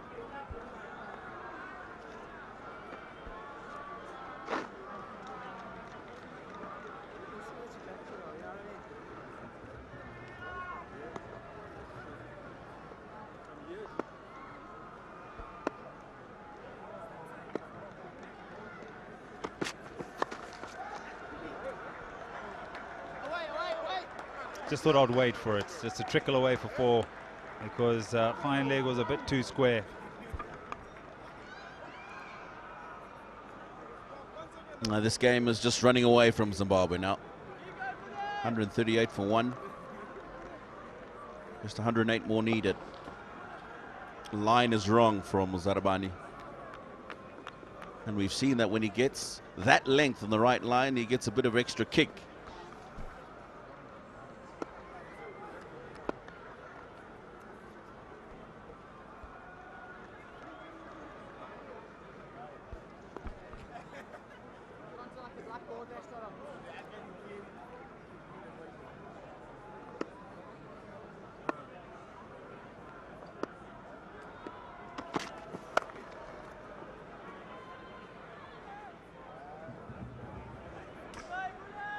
It becomes really, really difficult for Zimbabwe. Yeah, you were talking about there'll be a lot more noise and chatter at the Rise Sports Club when the team's doing well. It's become rather quiet. Good covering support though. Cross embankment, blankets out, umbrellas, cooler boxes. All got their Zim shirts on as well. I don't know! No, fella. Wide run rate now at just under 5. There we go. Wear it proudly.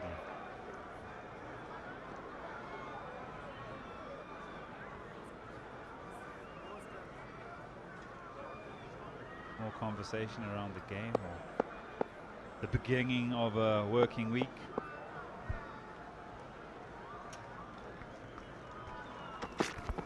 Wait on! No! All right.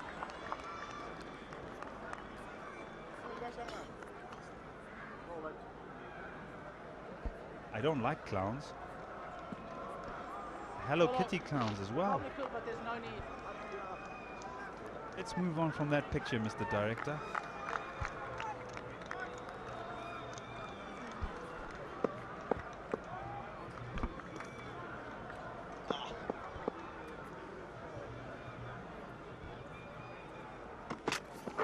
Oh, you got us, didn't he?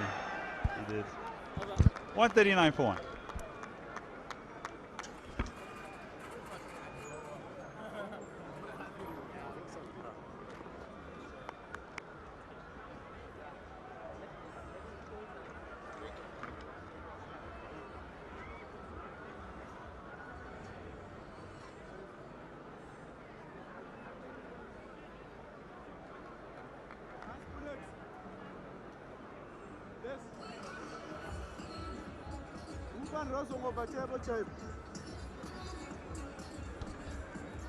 Wonderful performance from Kamfa and Sterling. 112 run partnership from just 140 balls have Highland firmly in control.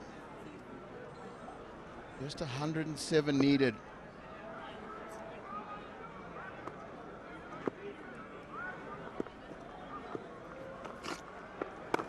Nice.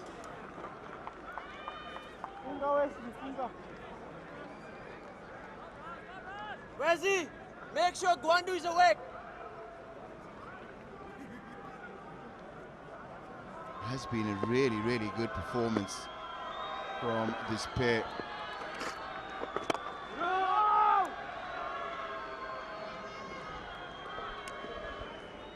It certainly has been, hasn't it?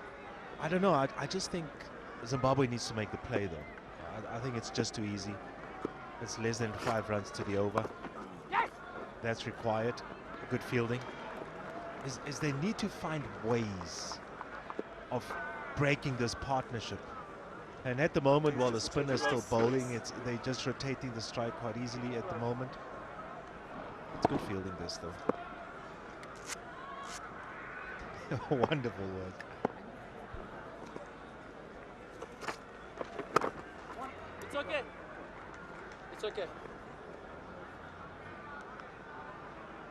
Yo, Ian! Yeah, I think this would be the time to do that surprise bowling change.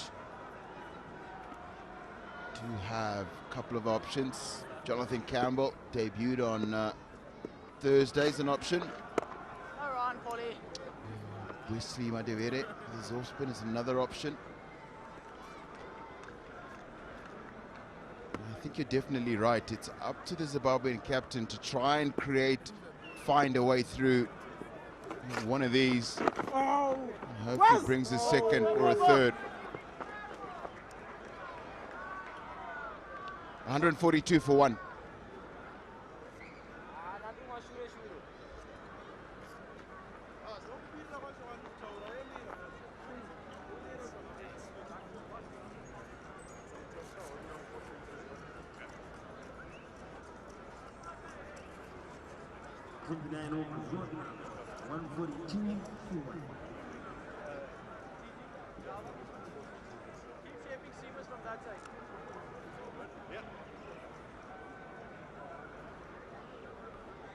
Zimbabwe and Ireland neck and neck here at this stage, but Ireland have the advantage of 2 extra wickets in hand as they chase down 246 to win.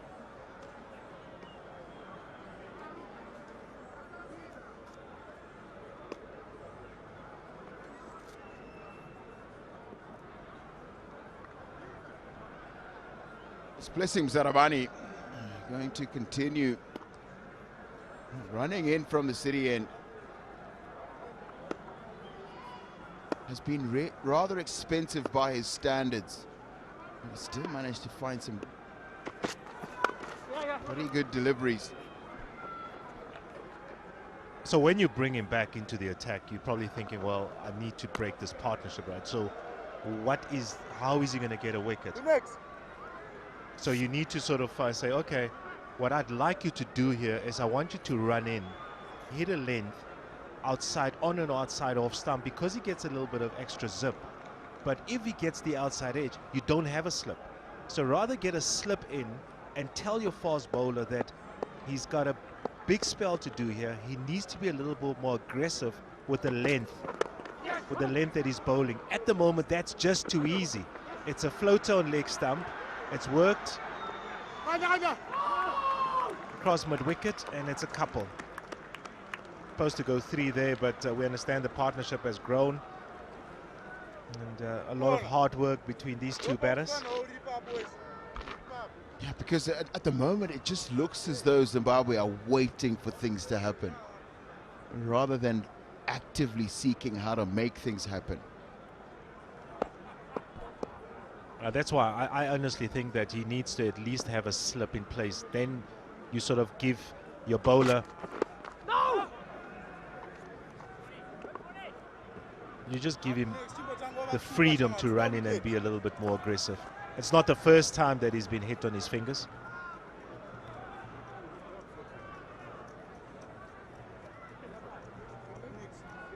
Oh, that is perhaps a better bowling option for Zimbabwe. There's another one, little leg spinner.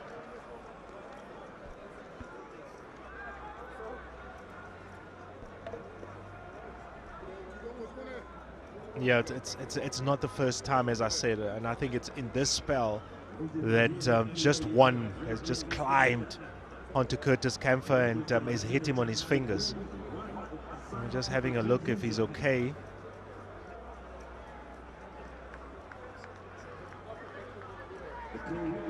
But it's a good partnership. They've come here, and Sterling at the toss, having won it, deciding that they'll field first. He said, well, we need to be a little bit more, we need to be 15% better than what we were in the first game. Dropped a lot of catches. It just climbs, doesn't it? I mean, it's so uncomfortable for the batter. He's trying to ride the ball, but it gets higher and higher. Hits the gloves. Looks like he's okay. Yeah, I sometimes think that if you put pressure on your bowlers, force them to actually have to create constraints that they can't really wriggle around, force them to have to bowl one side of the wicket. But at the moment, you've got 4 fielders on the leg side and no catches. I think it's important to really force Blessing to get that ball over the top of off stump.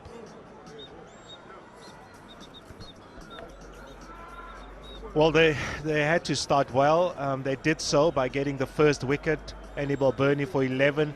Extra bit of bounce, pace as well. You see, you just can't do anything about that. But what you want your bowler to do is you need to give him that extra protection. Give him a slip. Tell him, listen, we want you to run in here and bowl with good pace. Well, at the moment, yeah, as you've mentioned, unfortunately, there's some fielders on the leg side, some fielders on the offside. This is the 30th, right? So they're wrong again? They can face a maiden, you know. It's okay. The run rate's it's not going to go away, so it's only less than 5 runs to the over at the moment.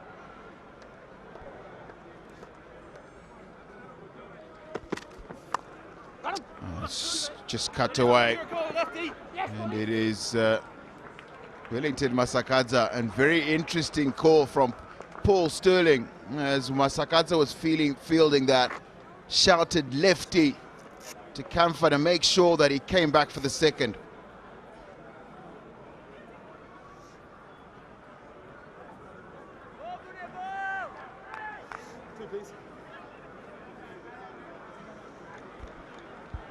Curtis 𝗃𝗃𝗃𝗃 just one hit away from what would be his first 50 in this series. Really set up the island run chase, taking 3 wickets in quick succession. No! 2 of those in 1 over. With the ball was the key performer for Ireland then. He broke an important partnership. That was crucial, and he had a plan. He ran in, he bowled with good skills. He's not of great pace, but what he does is he runs in, he bowls wicket to wicket, on and about off stump, gets the ball to move away from the right hand, and occasionally the one to nip back. Got an LBW, got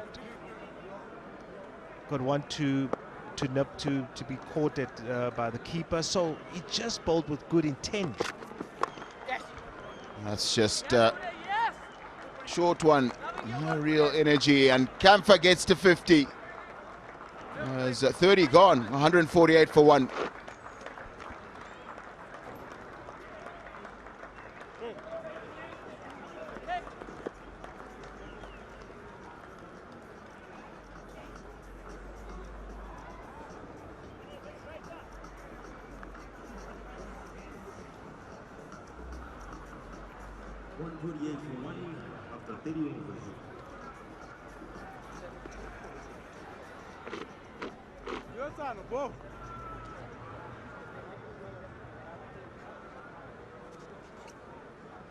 Ireland slightly ahead of Zimbabwe. You just see those worms very, very close together. And it's an extra wickets in hand, this big partnership. As Curtis 𝗃𝗃𝗃𝗃 picks up a first 50 in this 2025 series. 3-match series between Zimbabwe and Ireland. And it's an interesting bowling change. Jonathan Campbell in his second one-day international. Bowls some leg spin in his list day career.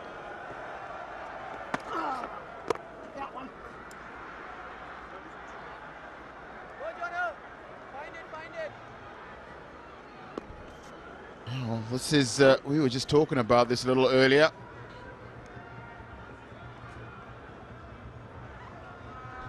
About the introduction of a different bowler. And they've done just that as Jonathan Campbell.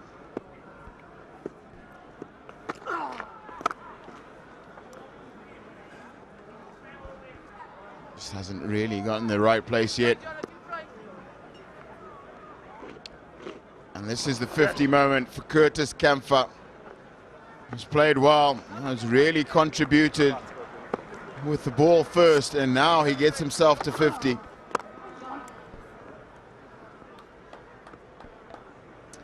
Gutsy cricketer, 𝗂𝗃𝗃𝗃. Good fielder. He's a good bowler. He doesn't bowl as much though. You know, he's quite handy with the ball, but he doesn't bowl much, and you can probably understand why he doesn't bowl much, because he bats 3 for Ireland now in test matches, now in 50-over cricket as well. But when he does get to bowl, he gets something.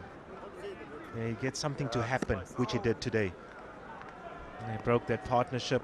Good, as I said, he bowled with good skills. Got Wesley Mandevere out, LBW. Then he picked up another wicket of Jonathan Campbell.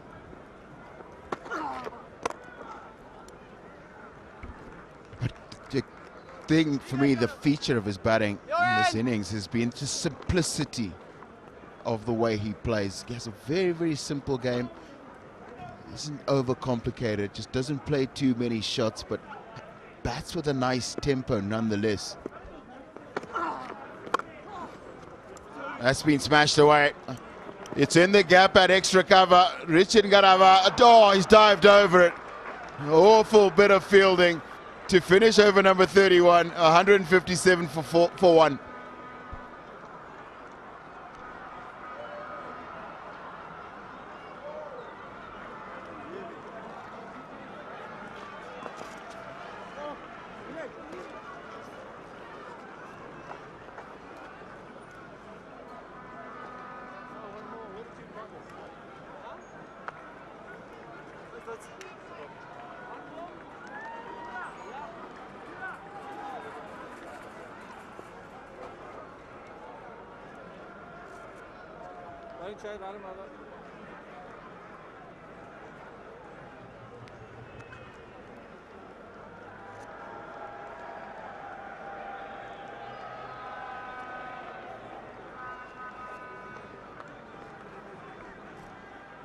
Trevor Gwandu back into the attack.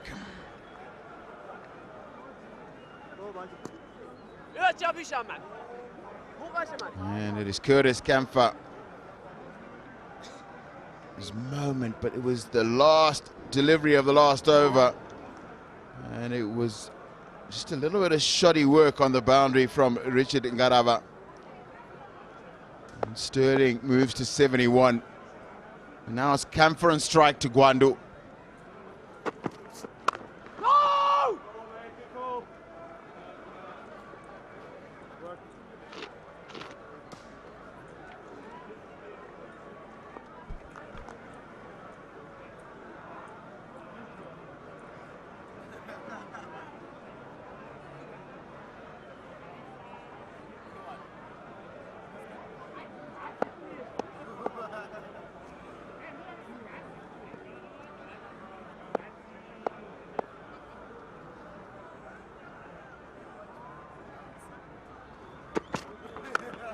Oh, he smashed him.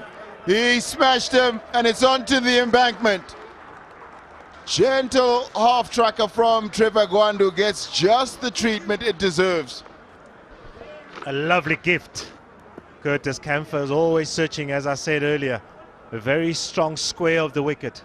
Rocks back on the back foot and had all the time in the world to put that away for 6. Just nothing behind the ball, isn't it? But he just rocks back. And the timing is just outstanding. It's a little bit the further side of the field, but doesn't bother him. He's got a good bat. No! Much better from Gwandu this time.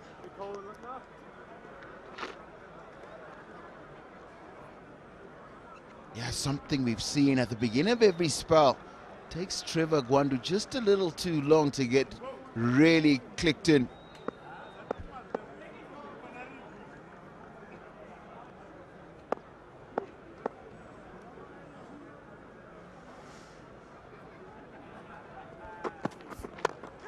That's in the air. Has to be considered a chance. A difficult one, very difficult. Extremely difficult. It's never easy, especially if you're a bowler. He just times it too well, doesn't he? He's got no time, no reaction time whatsoever. Just throws a hand out of it. Hopefully if he just palmed it to mid-off, probably would have been a better option, but just got to him too quickly. And they just need something special, Zimbabwe. Just nothing happening for them at the moment.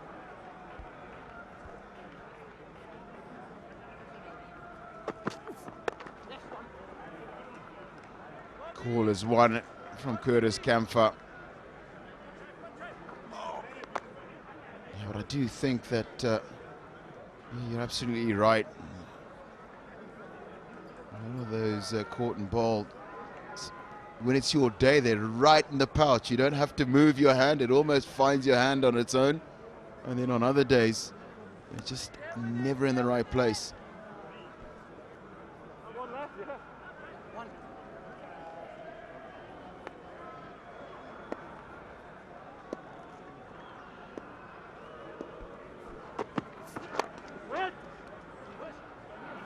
Oh, and another misfield.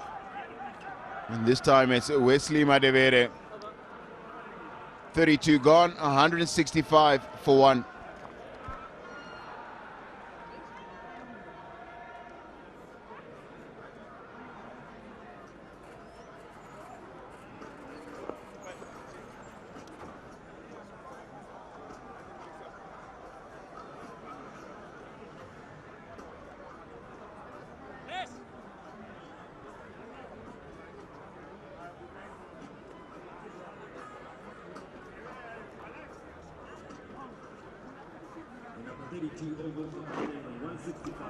Most runs by a visiting batter in Zimbabwe across formats. And Paul Sterling has joined number 5 on that list.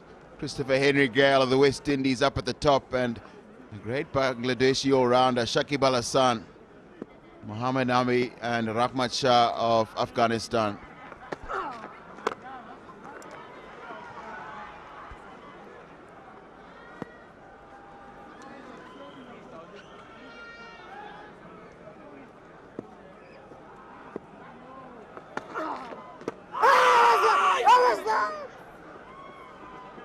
Inside edge. Not sure what all that excitement was about. Nice, JC.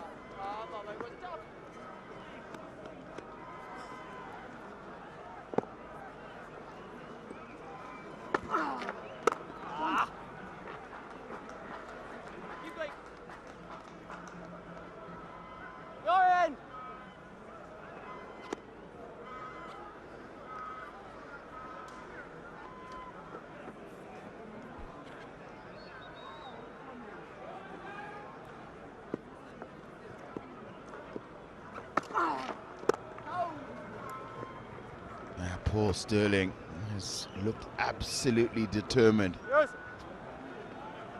today. He's just been really, really intense and focused.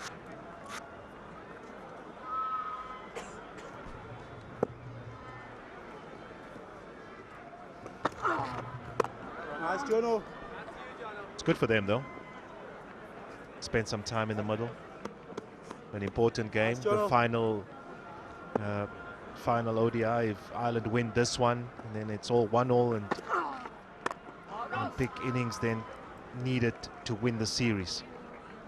It's a steady over, end of the over, 169 for one, and time for drinks.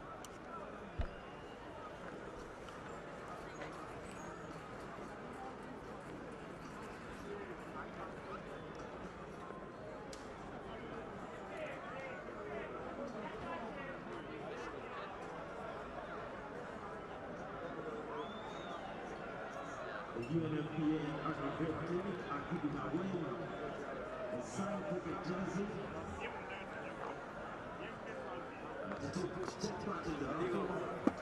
look up to the stand and register. You might be lucky to win that signed cricket jersey. The tour will be conducted right after this match.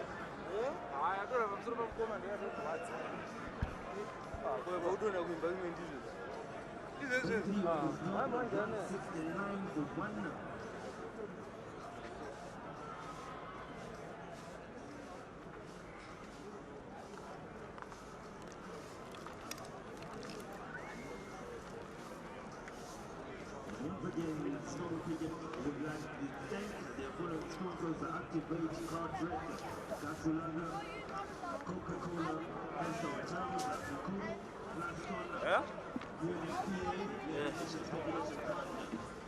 Union Hardware, Zimbabwe Tourism Authority, 𝗃𝗵𝗂𝗃𝗃. If you register for your 𝗃𝗵𝗂𝗃𝗃, you will get a small gift, and if you get a 6, single-handedly, you will get $50 deposited in your 𝗃𝗵𝗂𝗃𝗃 wallet account.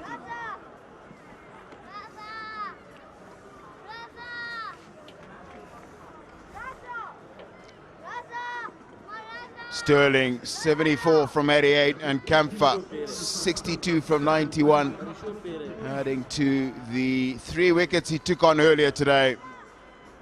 A 142-run partnership between Sterling and 𝗃𝗃. That for me was the most beautiful shot to start off the morning. And then Blessing Mzarabani found the outside edge a couple of times.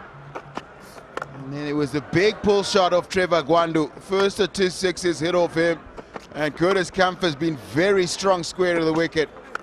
And that is the big maximum onto the embankment, as 𝗃𝗃 and Sterling put Ireland in a very, very strong position. Yeah, the bowling, well, they've toiled hard, haven't they? Ngarava, economical. Mzarabani was the only bowler to pick up a wicket, and then if you just look at those, Gwandu going at 5s, Mazakatsa at 4. So economy hasn't been an issue. It's just about the partnership. They won the toss. Ireland sent Zimbabwe in, who got 245 contributions by Madevero, who got 61, and Raza 58. 𝗃𝗃 was outstanding, 3 for 15, and so was Markadev, 4 for 54. At the moment, well, Ireland just need 77 to win, and Sterling on 74, and 𝗃𝗃 on 62, not out.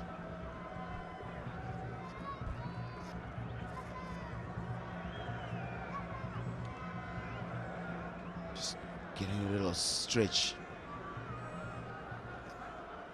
down towards the Zimbabwe change room. Skandaraza.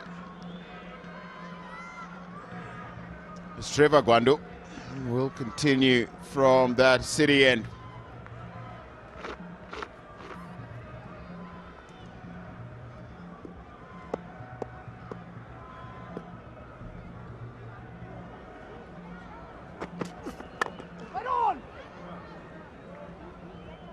Much better start this over from Gwandu. Yeah, better length. And that's what he needs to do. And sometimes, as a young bowler, you can't ease into a spell, because then you get put under pressure. And he just tends to do that when he starts a spell. So important when he starts a spell, make sure that every single delivery you are focused, you're hitting the right length. You then create pressure. You transfer the pressure back to the batsman. Don't start and put yourself under pressure, and then you're just searching to sort of keep things quiet in the over. But so far, so good.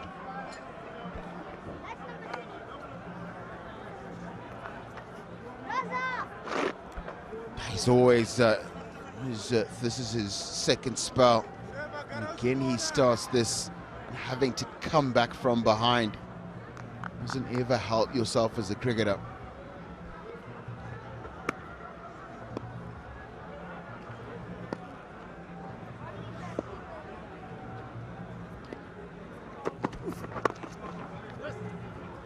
just a little too easy. Really has to be tight onto that channel around the off stump. That's right, I just don't know where it's.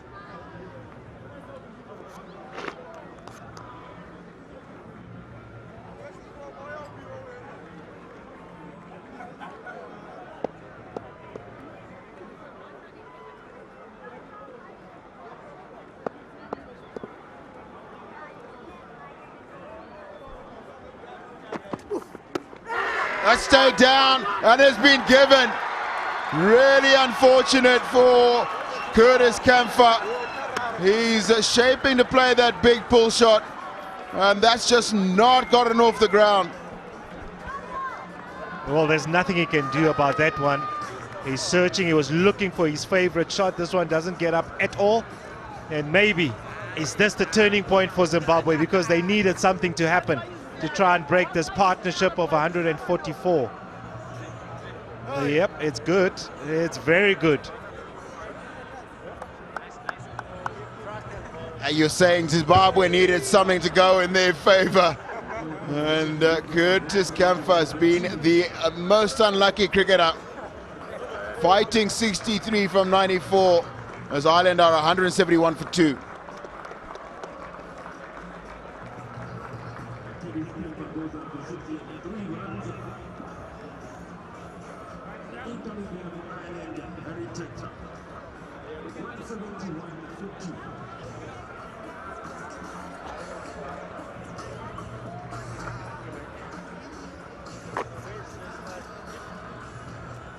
Little, yeah. Bottom of it, 2.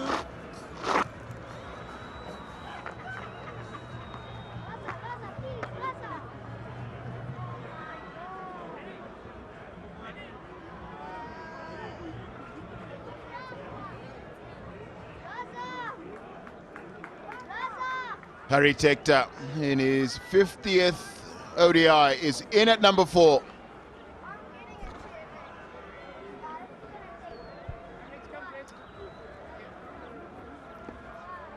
He was very slow in the last game, but he's got good numbers though. Career best of 140.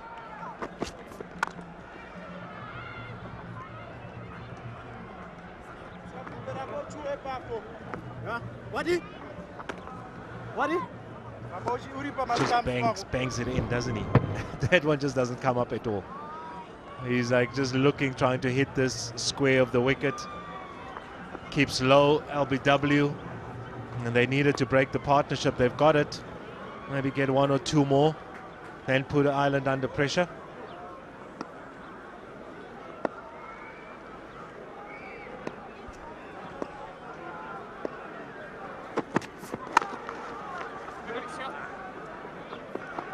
Yes. Really good running. Picks up 2. 34 gone, 174 for 2.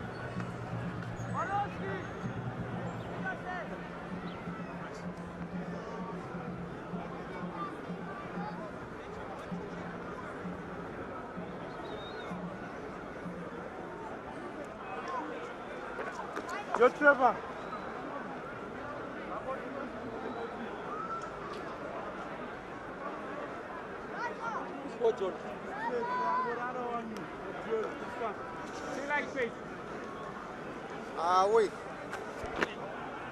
Zimbabwe finally break the really big partnership between Sterling and 𝗂𝗃𝗃𝗃. Slack. Left arm round.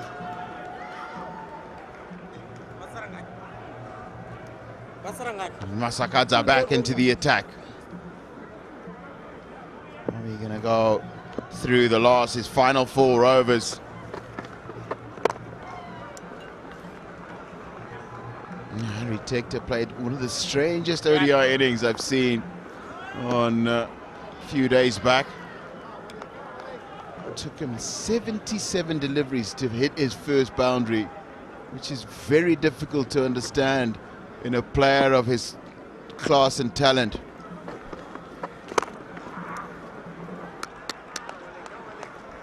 He's got an opportunity to get himself in once again, and maybe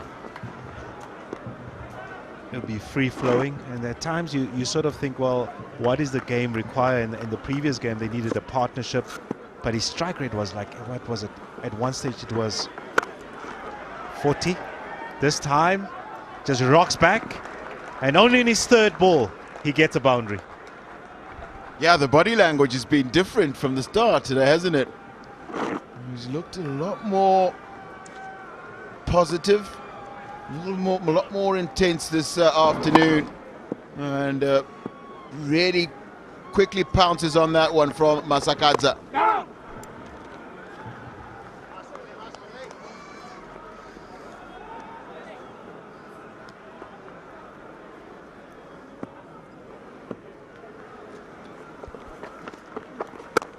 Wait! No! Right, come please.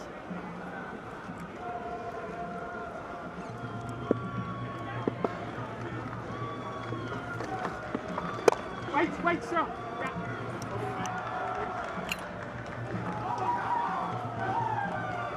$181 for 2.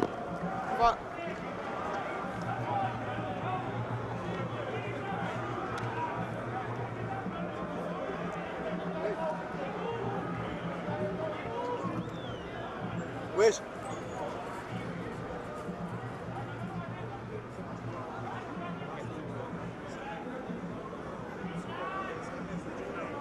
overs gone 181 for 2.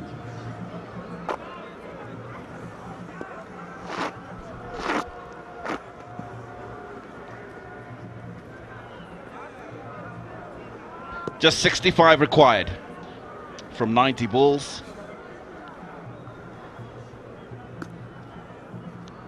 What a wonderful bounce back it has been from Ireland in the second one-day international.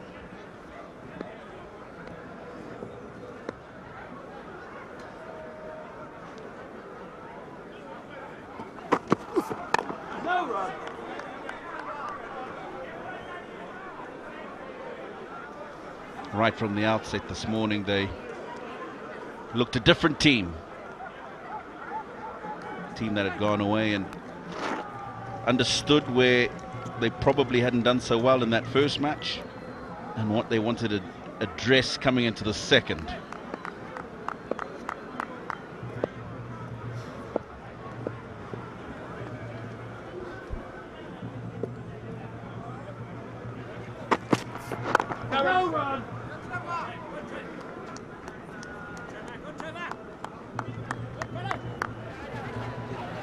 Very good afternoon to 𝗿𝗺𝗻𝗵𝗵𝗵. How impressed have you been with the manner in which Ireland have gone about their business today?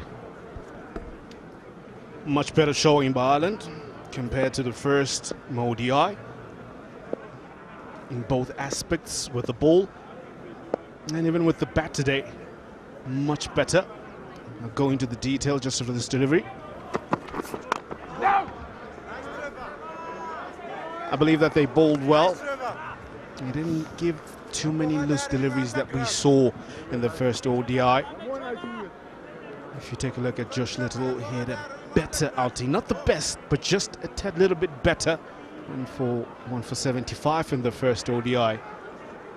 Huge contrast from 2023 when he was here, when he had those best figures of 6 for 36, I beg your pardon.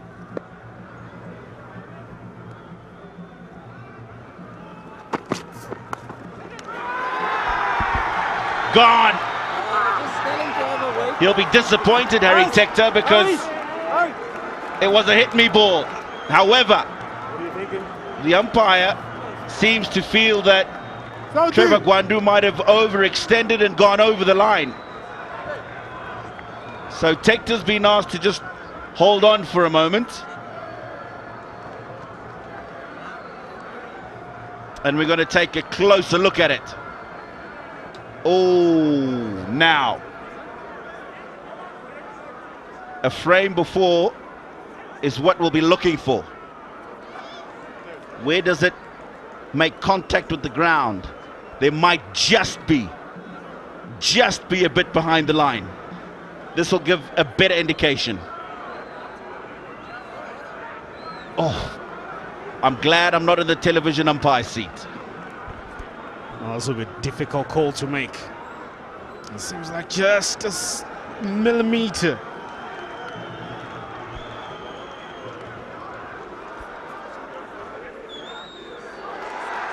No problems there. The catch is completed and a good one by Marumani. But the cheers you hear from Harare Sports Club is because it's being deemed a fair delivery. So Harry Tector has to go. He does so for 7. 181 for 3. 181 for 3.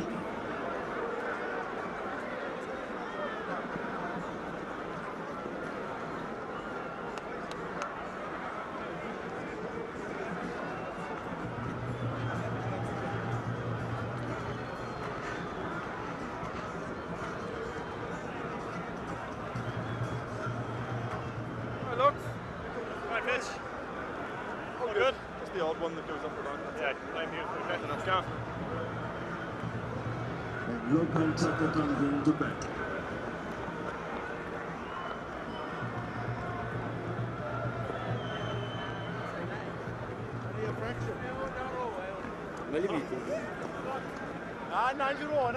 Lorcan Tucker in at 5. Comes in with a wonderful platform set by his predecessors, his 54th match. Closing in on 1,000 runs. This is the wicket again. Good bounce, good take by Marumani, because that was traveling. Trevor Gwando for a moment, he celebrated. Then for another moment, he would have had his heart really pumping when they were checking that delivery. Wait!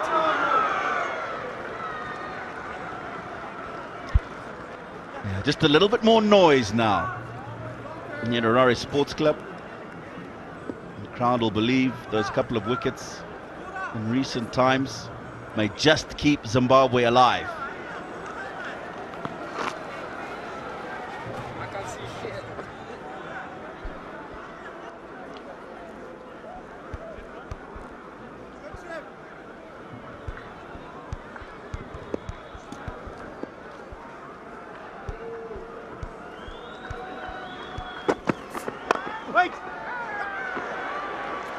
Very good over. Wicket maiden from Trevor Gwando, 181 for 3.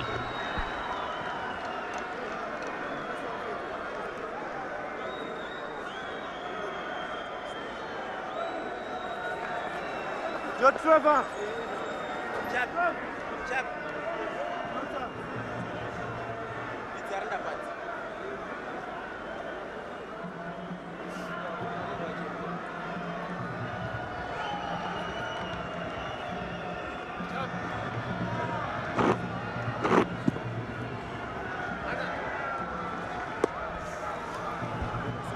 That is a healthy looking scorecard. The captain still out there, 78. 𝗂𝗽𝗄𝗃, 63.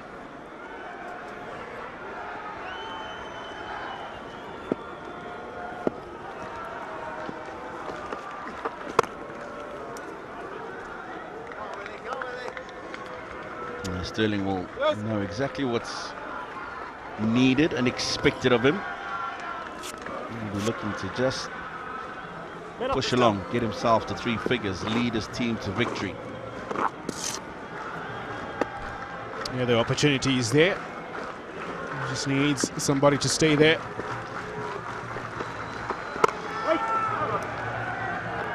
Zimbabwe, after picking up that wicket, they'll be looking to try and build some pressure with dot balls. 64 required, so there's still a chance. And some might say it might be a little bit too late, but hey, this is ODI cricket, you never know.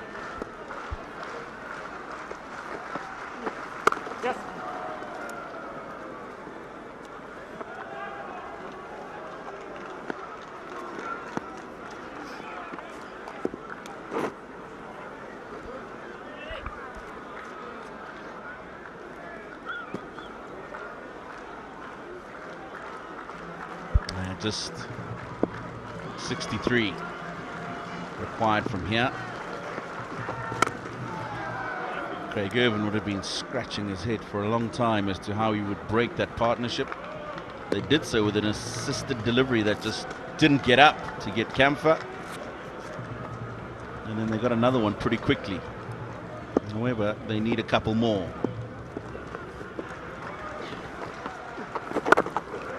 And you feel when you look at the way the Zimbabwean innings, they were short of what they were destined to get once again. Struggled to 245 at one stage. With Ras and Madevere going, it looked like 280 was par. Yes. Where's Skipper? Where's? Good running. He's gone straight away. Into the 37th, it's 184 for 3. Do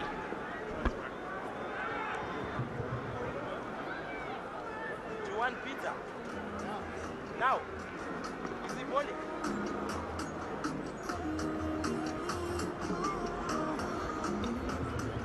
$184 for 3 after 37 overs. A look and tuck on 1, of course, Sterling on 80. It is the second one-day international match between Ireland and Zimbabwe. Ireland won the toss and chose to bowl. Madevere led the batting for Zimbabwe with a well-crafted 61, supported by Ras at 58. It was Markaday and Curtis Kamfer who shared 7 between them. Reduced Zimbabwe to 245, and now Ireland 184, just 62 more required. With 7 wickets in hand. It's a glorious day at Harare Sports Club. And have a look at that. Required rate 4.7, going rate 4.9. Ngarawa back into the attack. Can he get a breakthrough round the wicket?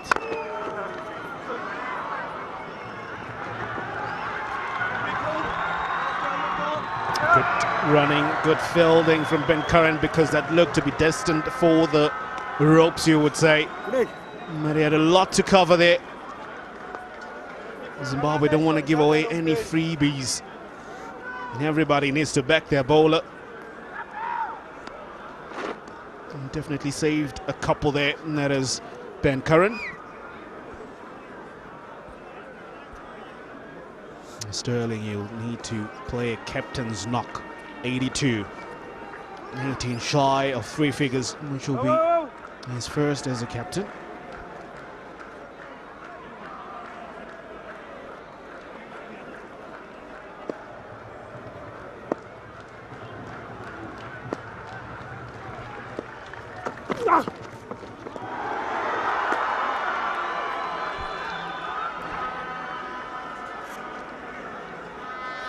Yeah, Eli, he mentioned that he'd be only the 3rd captain to score 100 in Irish colours, behind Porterfield and Andy Balbirnie as current teammates. His current high score as a captain is 91. That was against Afghanistan. And he might just eclipse that if he continues to play like this. Wonderful strike, Paul Sterling. Well, you'd say that one almost being sent into orbit by Paul Sterling. He has silenced everybody here. A fantastic shot over the top. Clears the boundary by a lot of meters.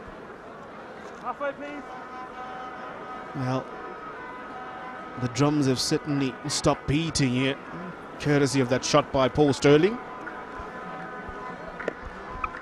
Yeah, I think the faithful slowly accepting fate here at Harare Sports Club. Good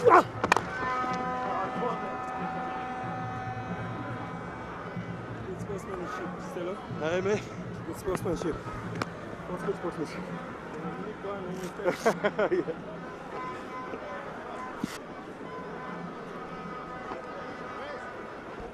Zimbabwe will go away. I think had they managed to get the extra 40-odd runs that were on offer, it would have meant that Ireland would have had to go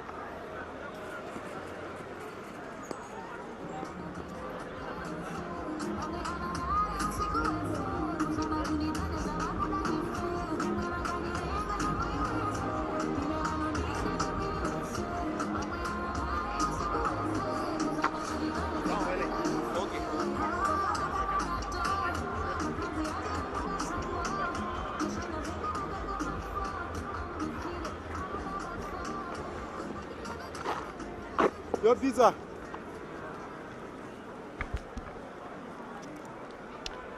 14 from that over. Becomes the second in the Zimbabwean innings. That means that the required rates come down now to just 4. Wellington Masakadza. No! Yeah, what can he do, Wellington? Initially in the first ODI, bowled 10 for 40. Nice, Wisha. Yeah, you look at the surfaces that we've played on. They haven't been the driest, a little bit of moisture. Yes, the first one had a lot more cracks on it, but not really ideal for the spin bowlers. So they get a couple of wickets, they've done well for you. If they're economical, on top of that, then they've done very well. So they just need to make sure that they keep the one end quiet, and he did that very well in the first game. He's done it again today. None for 36, but different context to the game, of course. Different playing surface and how much was put on the board by Zimbabwe. Wes, keeper! Wes! That's good running. Yeah, Wesley has operated very well. That's, I beg your pardon, Wellington Masakadza. Very economical. Just a single that is given so far in this over. And rightly said, in the context of the game and the surfaces that he's playing on, the only thing that you can do is limit the scoring options, try to create that dop or pressure.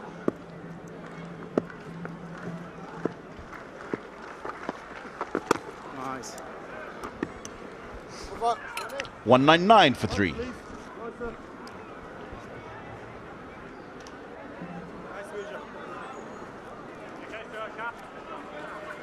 Good judge.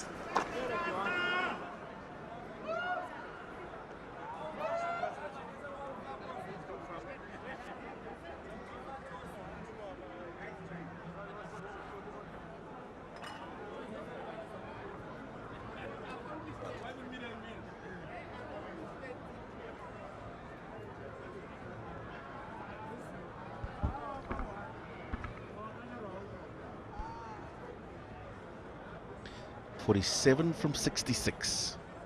Last 11 overs of the innings.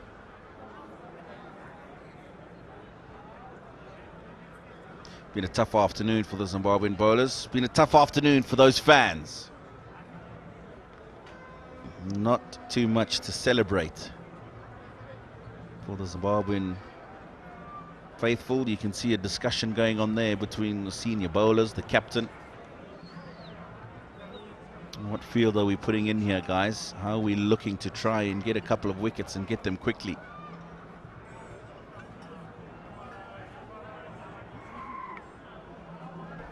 Yeah, that strategy will need to be very clear. Because from the end that he's coming from, Richard ङ्garava, 𝗵𝗺 Țărăbani did get a couple of edges as well. But the one thing that was short there was a slip. 𝗵𝗺 Țărăbani at one point had a first slip and a flying gully the moment that they removed them. And they had two chances that went into that region. Now we count Richard ङ्garava. Can they just be a little bit more aggressive and attacking and put a slip in there? Yeah, what will be going through Craig Irvin's mind is, yes, I need the slip in. He also wants to put some protection because I only need 4 to the over now. So it's a catch-22 situation. But he certainly has to have an attacking fielder in there somewhere. And he's got one in the gully, Jonathan Campbell.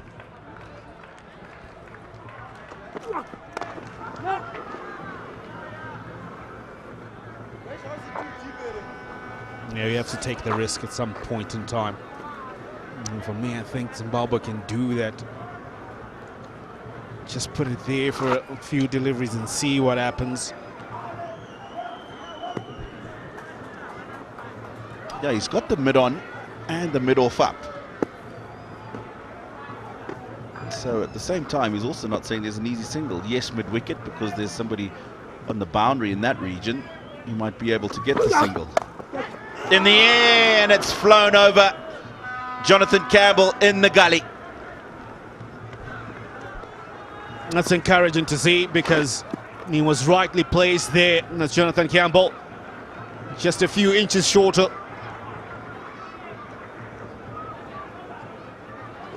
Pitched up, went for the flashing. Went past him quite quickly, you would say. Yeah, that's not a chance in my books.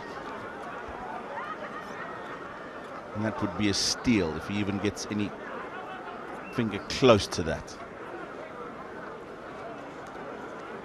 And now to Paul Sterling, they've moved him out. Back into mid-wicket.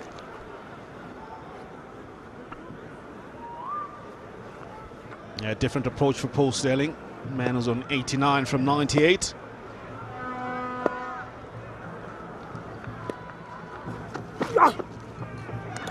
Oh, he's taking him on. He's taking him on, and I think he's got a bit of cramp.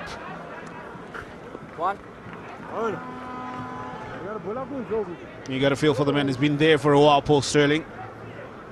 From the start of proceedings. And now he has an opportunity to see it off. It's not a bad option. Won the line and the height that he's got on the ball as well.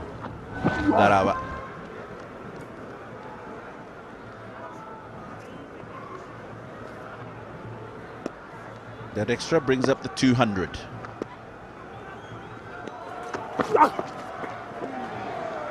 I think he just needs to be careful here. Paul Sterling, he's looking to get after everything and in danger of getting himself out unnecessarily. I think he's thinking to himself, I'm struggling with cramp and let me just try and get to that 3-figure mark as quickly as possible. Yeah, we had him through the stump, Mike Richard ङ्garava, just making note of that, that he just really wants to get some hood on anything. So this might present an opportunity for Zimbabwe. Conversations between the captain and 𝗵𝗺 Țărăbani continue. Now do they attack Paul Sterling?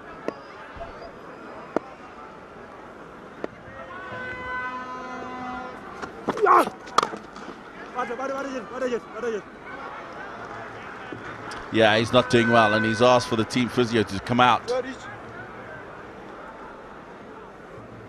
It looks like he's calling for some more fluids.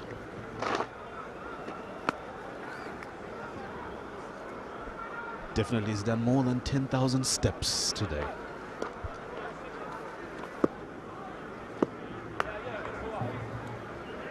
Yeah, he's done a lot.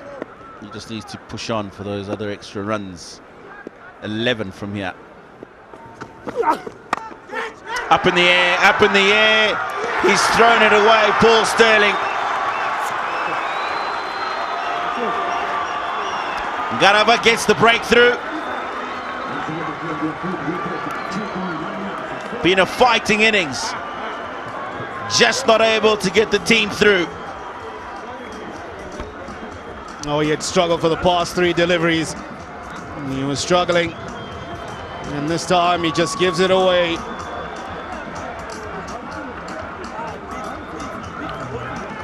Fair delivery, enough behind the line from Richard Ngaraba.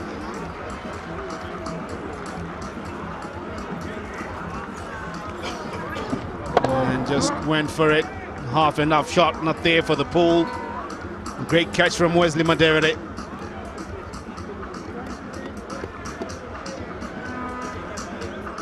Paul Sterling definitely played a captain's knock. 89 of 102 deliveries. Ireland at 200 for the loss of 4.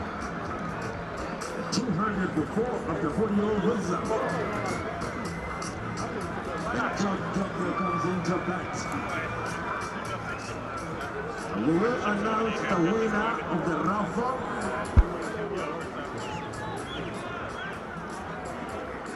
Right before the game ends. I will call out the ticket number, the cell phone number as well of the winner. Please do come through.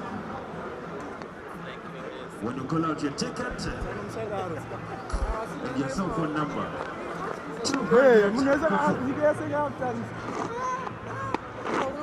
Final power play of the innings, number 3. George Dockrell,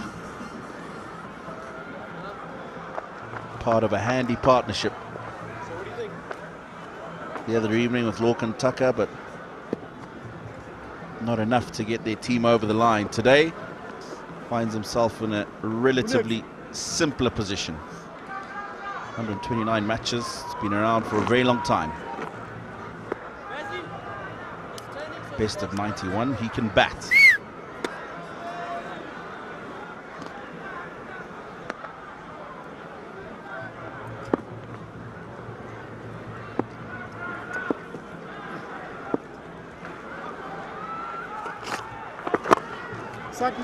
Raza into the attack. Now he's one who can get breakthroughs as well.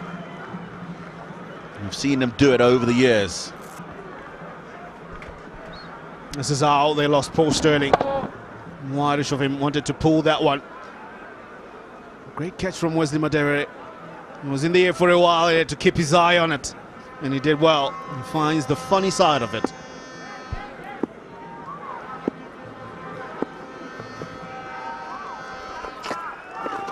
Where's oh, Wesley?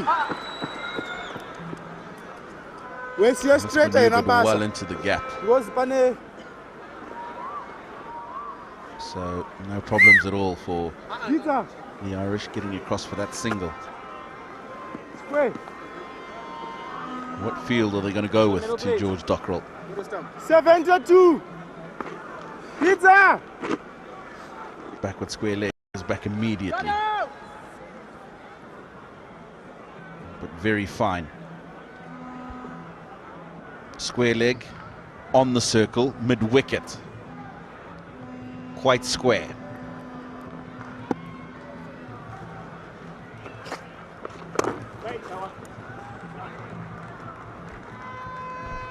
Yeah, this will be a good period for Zimbabwe to try and tighten the screws. There are 2 fairly new batters at the crease. One just came in, the other one's only been there for 17 deliveries. He's on 9. If they can string along a few dot balls here and create some pressure.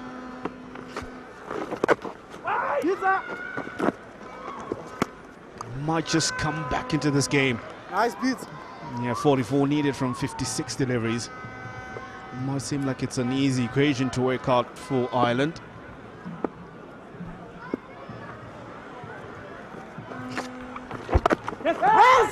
Oh, confusion and a fumble from Wesley Madewere. He picks this up and Zimbabwe have got another wicket.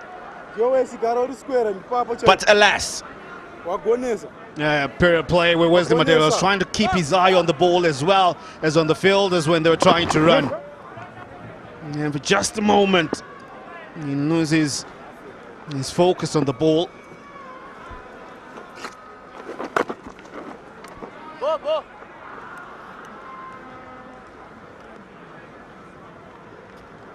3 from the 41st. 203 for 4.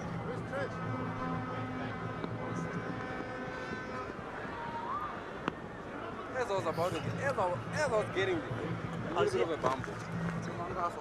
A bombo.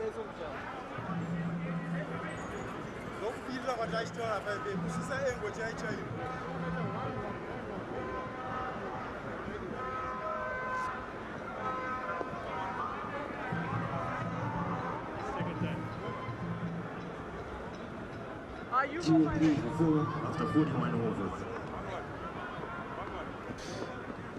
203 for 4. Could easily have been 203 for 5.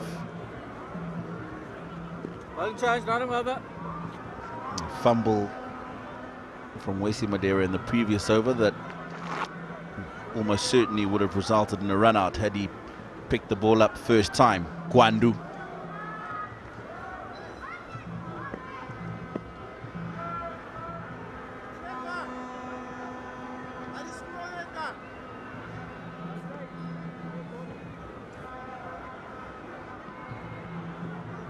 He has the mid-on and the mid-off in the circle as well.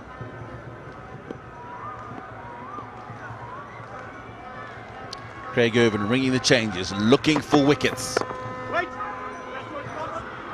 That's nicely timed. I'll come back for 2. Yeah, looking for somebody that can provide another vital breakthrough. Craig Irvin throws it again to Trevor 𝗁𝗂𝗄. Now, up to this moment, he's had his best performance with the ball, 2 for 38. But definitely will be looking for a better outing in the game as a whole. What can he bring out?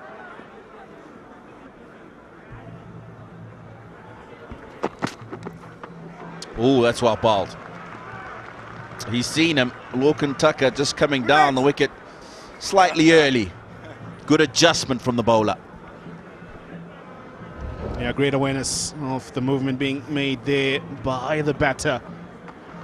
He's trying to amp up things here because Zimbabwe have done well in the last couple of overs just to tighten things around. They're not giving away runs easily. So that creates that pressure that they need to get going to try and get comfortable. Lorcan Tucker's been there for a while. 22 deliveries faced. He's only on 12.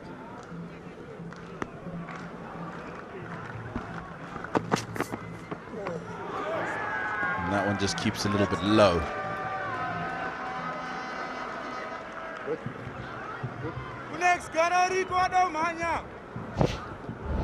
He's deliberately rolled the fingers down the side of the ball.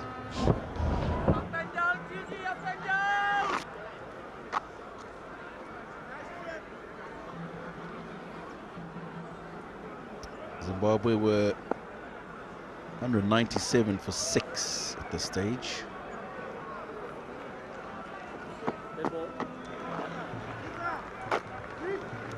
So Ireland, much better position, 8 runs ahead, a couple of wickets in hand as well.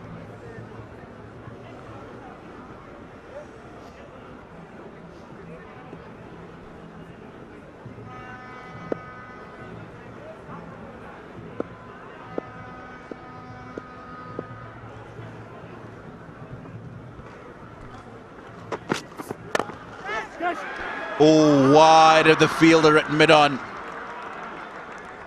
For a moment, the Zimbabweans thought that this might carry to the fielder, but he's found the gap. Well, as tall as 𝗵𝗺 is, people have thought they would have gone for a diving effort there. But it went to him quite quickly. We should have gone for that one, 𝗵𝗺. I think as tall as 𝗵𝗺 is, you would have needed 2 blessings to try and get anywhere near that, Eli.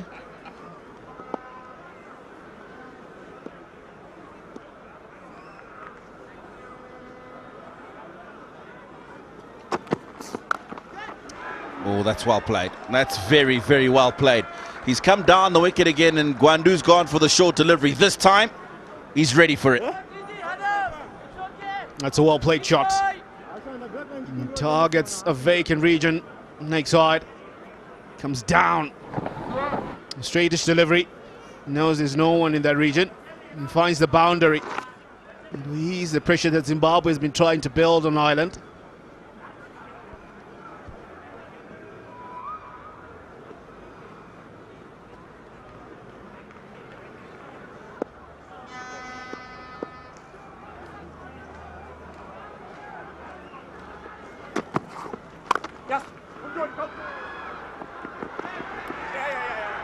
This is going to run away for 4 as well. So it's a very good over for Ireland. 14 from it, 2-1-7 for 4.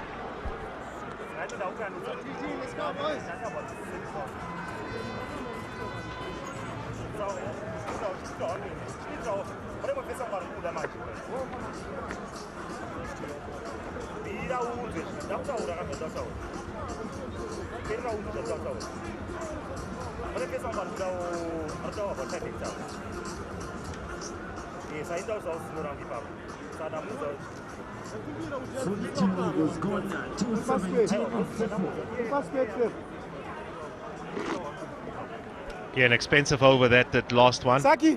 14 runs coming from it. Some 2-3 big buildings for Ireland, but just steady.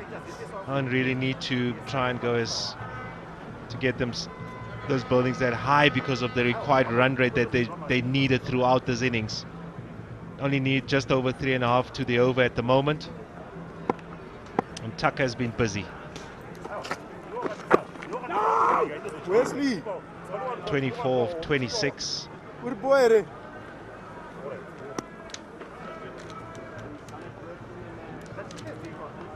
Looking to get the job done as quickly as possible. 7-2 from the intent he showed in the last over.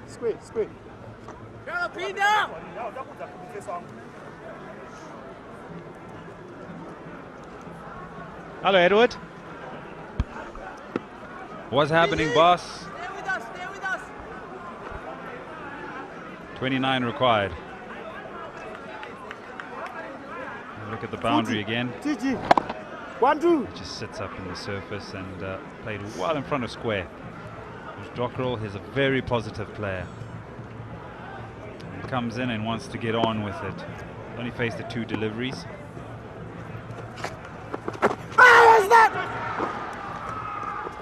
Yeah. So Raza's got to make something happen. Just when I was watching from my vantage point about this flow of the game, Paul Stirling's dismissal for me was a unnecessary one. I saw that he was struggling, but he could have played a little bit smarter, because what happened after that, I just sensed there was a bit of panic. There wasn't a settled nature to how to take the game forward.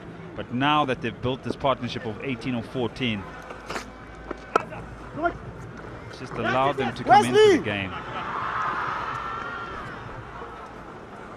And generally when you're in that position, you just want to finish the game, right? You want to get yourself, you want to make sure that you're there at the end. I know he struggled with cramps. The problem is when he goes out, there's a run-out opportunity and it's missed because Mudaveri then misses the ball. And all of a sudden you've lost another wicket. And they still need quite a bit. But at the moment, as you said, this partnership has developed. And it's looking to be a good one for Ireland to make sure that they get over the line. If they get over the line, it makes things very interesting on Tuesday. We'll win the series. I must remind you as well that Ireland won the last series these 2 teams faced off in 2023 in December, 2-0. With 1 game being washed out. So all to play for.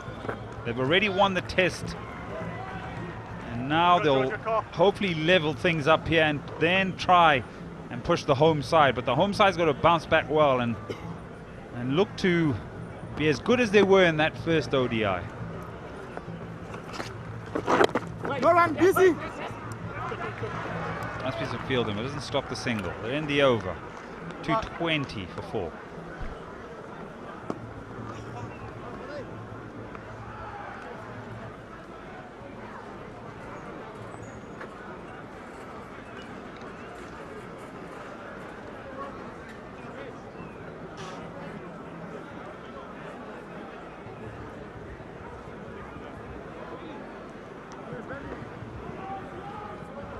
𝗃𝗧𝗃𝗃 for 4.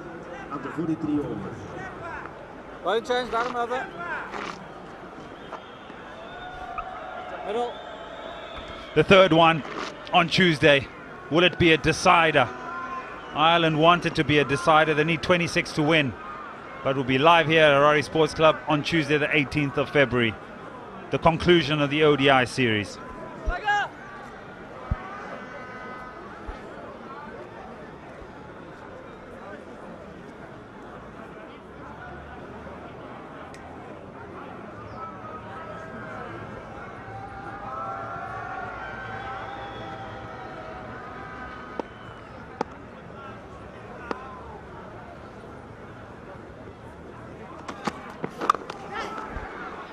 Zarabani into the attack.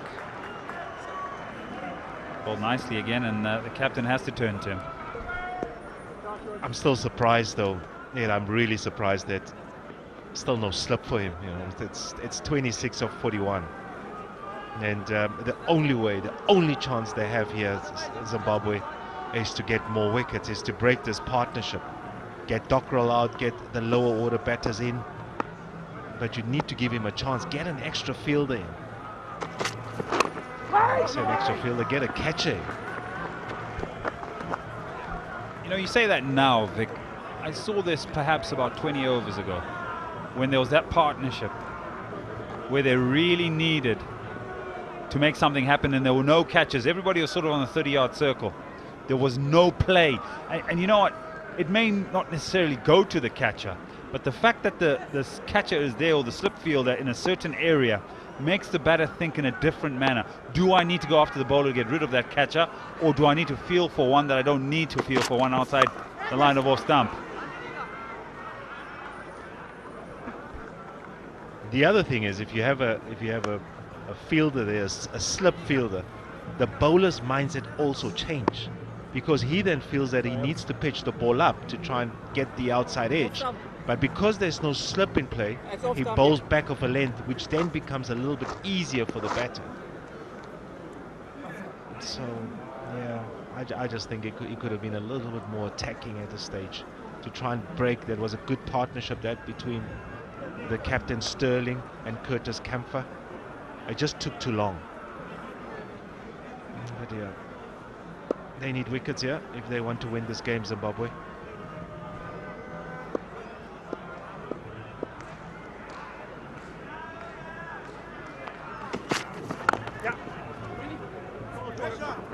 No!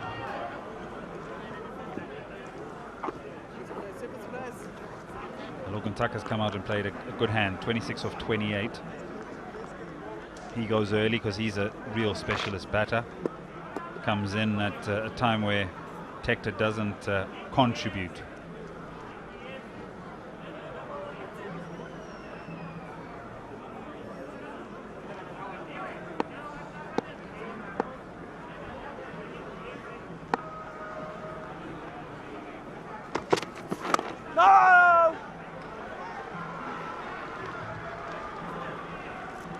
I think it's been a good surface. A really good one. We've seen some sort of lift off a length. It's a sort of patch. It's around that 7-meter mark, and we've seen some take off, especially off 𝗵𝗺 Zarabani from the city end. But barring that, has been very little, if anything, in terms of turn. We've seen some seam movement, we've seen some swing with that newish ball. But I think, in general, another good surface. They're looking for two here. It's nicely placed, and we'll get it comfortably. 224 for 4. He's sitting, huh? Sitting on the leg. Yeah. What have got it there? Yeah.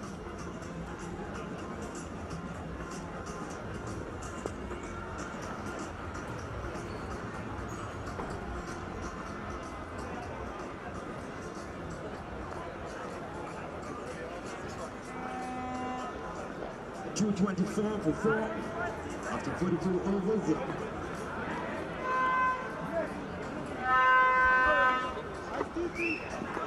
Irish captains as batters in ODIs. Paul Porterfield, how good was he for such a long time for Ireland? Right at the top of the innings, a left-hander. 𝗵𝗵𝗂𝗃𝗍 up there as well. Trent Johnson. Paul Sterling now up there as well.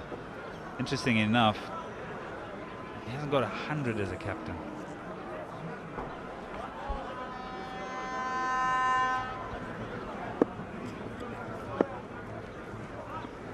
So something that he'll need to rectify.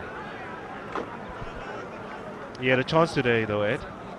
Yeah, I know he struggled with some cramps as well, so he sort of plays one and hits it straight up in the air, gets out on 89.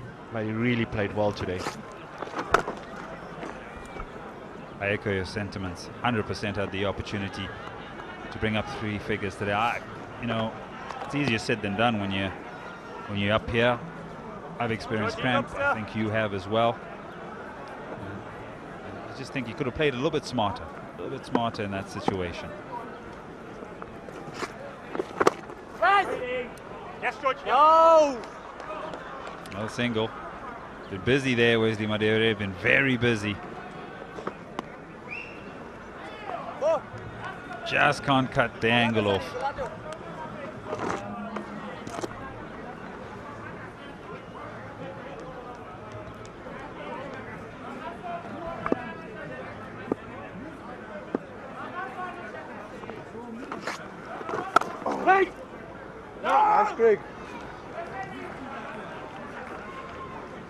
Big confidence booster this for Ireland after a few days ago where they thought, well, we gave them too many, we weren't great in the field.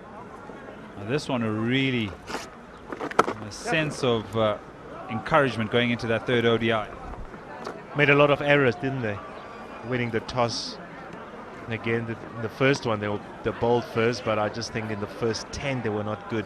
Too many loose deliveries, which allowed Bennett to settle, and who played really well for his 169, and then they managed to get to 299. And when you get to 299, never easy. 227 for 4.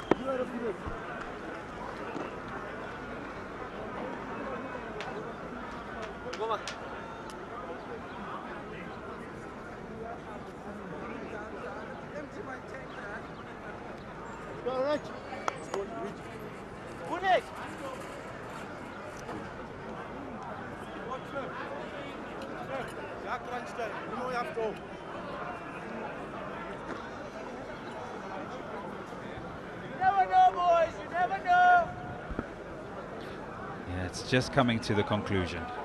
30 deliveries or 19 runs. I think it'll be the 19 runs and Ireland will get across the line here. But that's how it's all unfolded. Ireland winning the toss again and deciding to bowl first. And they bowled really well. There was a lot of change in lines and lengths and more discipline. 𝗂𝗃𝗃 was excellent when he was brought on. Just his 5 overs, picked up 3 for 13. I think that's what really turned the game.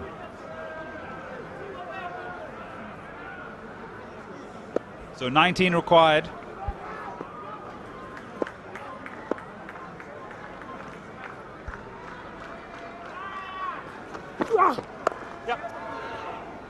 And happy to do it in singles. They'll be very happy as well with the batting performance, Ireland. They rectify. I thought they bowled really well. You mentioned the spell of 𝗂𝗃𝗃, 3 for 15, turned the game around and managed to restrict Zimbabwe to 245, bowling them all out in the 49th over. I just think as well, when they came and batted, you probably felt that they had an opportunity even in the 45th over. And they lost just too many wickets. 39 for 4 they lost and got bowled out in 46 overs, so didn't bat their whole 50 overs in the last game. And came short as well, so a much better overall performance with bat and ball.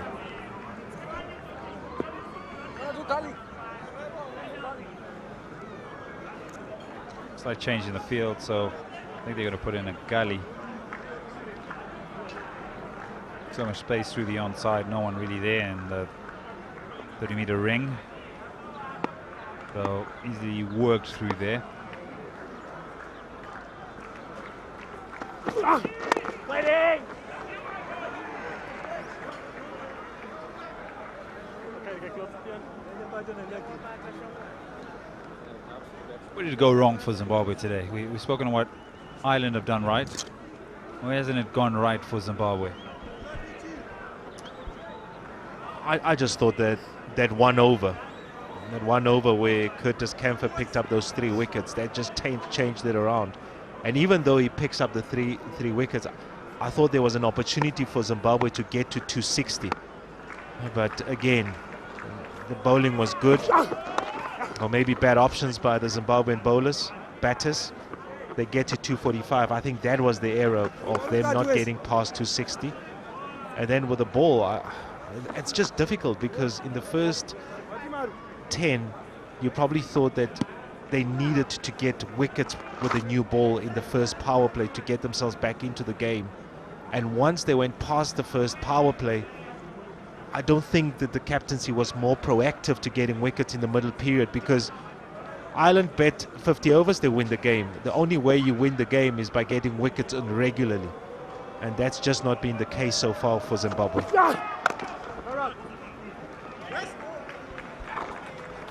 I think there was a great need for responsibility through that middle period, and just being a little bit smarter in seeing where they could get up to. Maybe that 280, I think, would have been a really good total.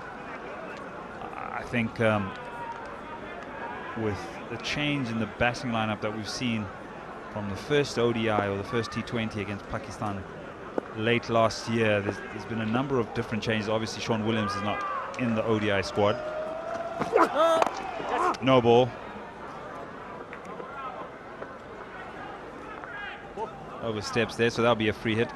So those changes for me, especially Marumani, who was in some good form against Pakistan, looked settled. He looked as if he's worked on his technique quite a bit. That's a big one. And he spoke about keeping things a lot tighter and being still. And it was working. Now you see him batting at 7. For me, it's a bit of a different one. Then you have Jonathan Campbell, who was new into the side, inexperienced there. I talk about the caps. Ireland have 752 caps as an ODI squad. In the 11 they put out today, Zimbabwe have 492.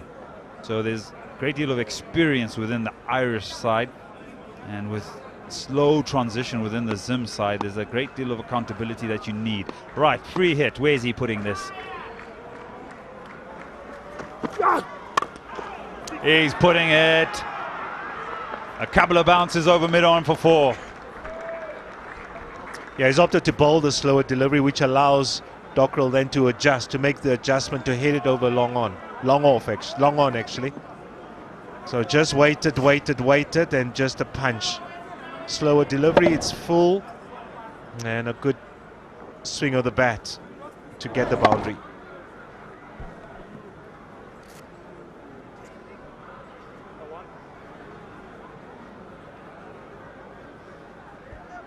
So now just 11 required.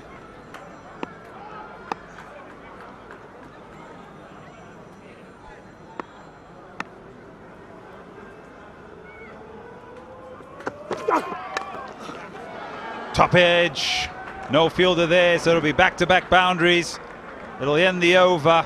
It goes for 12, 239 for 4.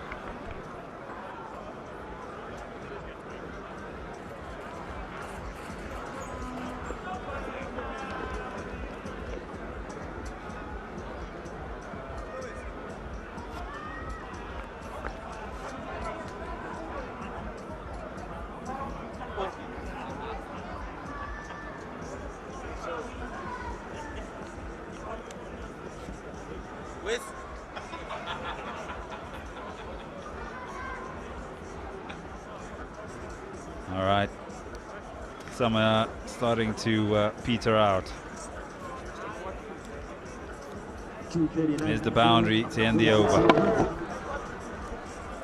Yeah, he's always searching for the short ball, and not really there. Gets the thick outside edge, and fortunate enough, it races away to the boundary. Doesn't go to the keeper. Only 7 needed now.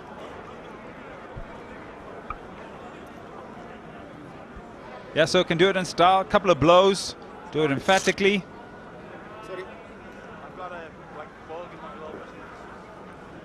Halt in play here, 𝗃𝗧𝗃𝗃. He's put his hand in the glove there and he's just said, there's a bug in my glove. And every time he puts it in there, it seems to be just nipping his finger. You know what, sometimes you think you've seen it all. I don't know when it's got in there. He was just gesturing. I know Chubby finds it quite funny, he just can't get it out. I just don't know how it's got in there.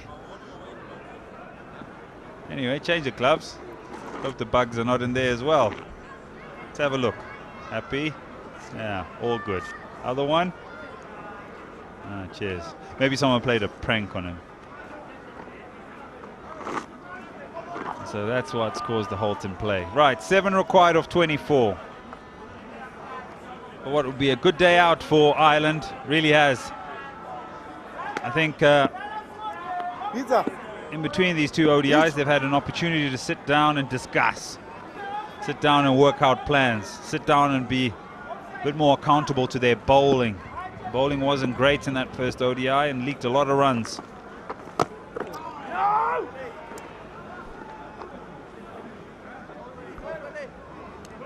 And so I've challenged the home side today.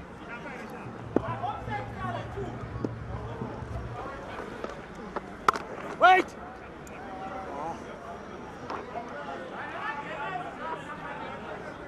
Also some runs for Mokantaka, runs for the skipper, runs for 𝗃𝗃𝗃𝗃. Wait! The concern will probably be 𝗃𝗃𝗃𝗃 in his form. In a key position there. Yeah, he came with a different mindset today. I think you sort of looked at the first innings, first game when he played, very slow. Today came a bit more energy, trying to look to score. Only took him three deliveries to get his first boundary today. And then just a rare one, isn't it? Flashed at one, caught behind. So he's just a good player though. I think he'll work it out. Work out the tempo that he needs to bat with.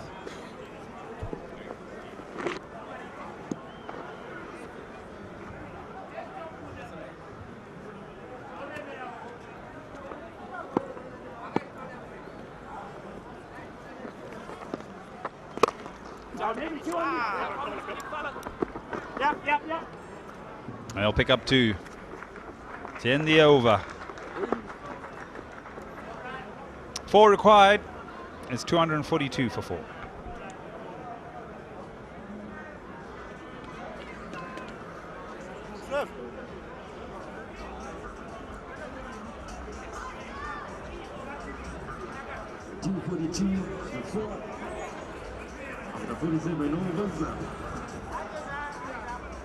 We will announce the winner of the raffle.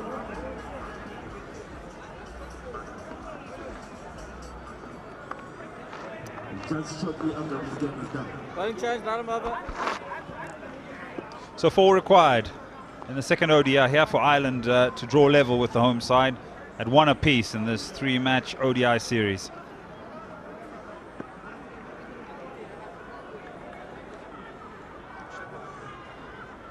It's just petering out right now. A lot more fielders inside the circle. Sweeper comes up through the offside.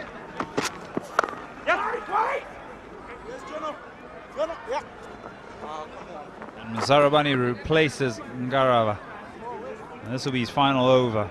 Picked up 4 in the first ODI. Today just the 1. It was a little bit off, wasn't he, with the radar as well. Missed his lines and his lengths. Yeah, his first, especially his first over, is just when he doesn't get that timing right, he just sprays one, he sprays it down the leg side, but he managed to get his rhythm going, picked up the 1 wicket, and just he hasn't been fluent enough. But wickets for Gwandu as well, just 2 of them.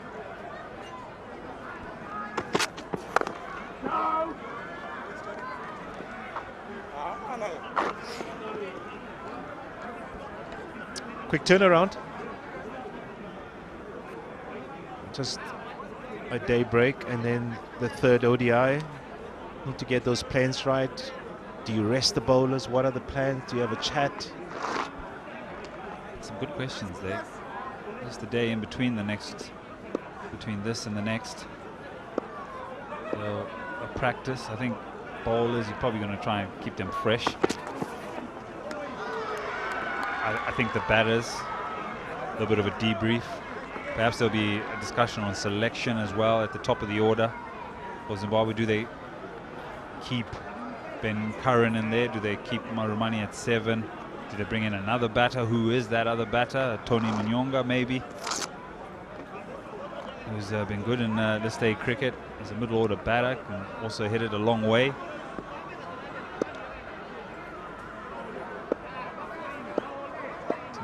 Maposa as well as a bowling all-rounder. For Ireland, yeah, I don't think they'll make any changes. They lost the first game and they maintained their 11. They said, well, it wasn't good enough, we'll bounce back, and they sure did. Yeah, I agree with you. I don't think Ireland will change anything. I think it was more about their disciplines. What did they do wrong in the first game? And they obviously rectified most of those. First with the ball and now with the bat. Partnerships. Batters getting starts, not getting big ones. Captain got a start and almost got to 90. Curtis Kempfer got runs as well. As this go away. They'll try and run it down. They look for 3 and they decide against it. So scores level with a ball to go in the 48th. Almost thought that it would just creep into the boundary, or they'll come back for the 3rd and then decide against it.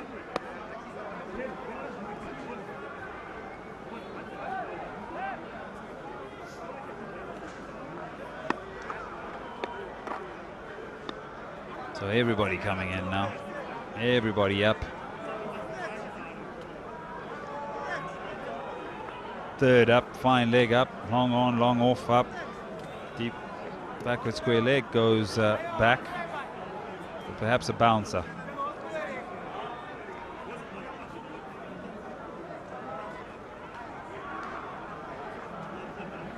And 3rd goes half the way back.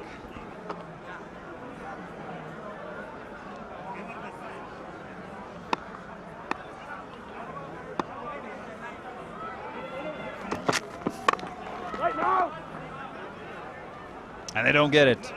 Scores remain level, 2:45 before.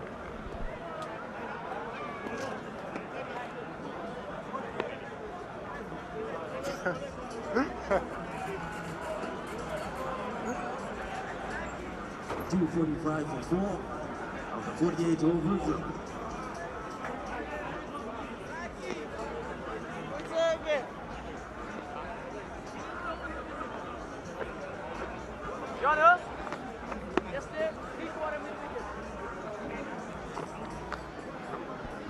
Scores level, 1 required here by Ireland.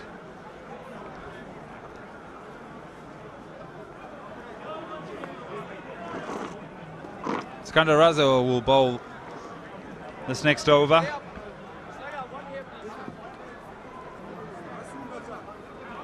It's taking some time to set the field for the 1 run that is required by Ireland.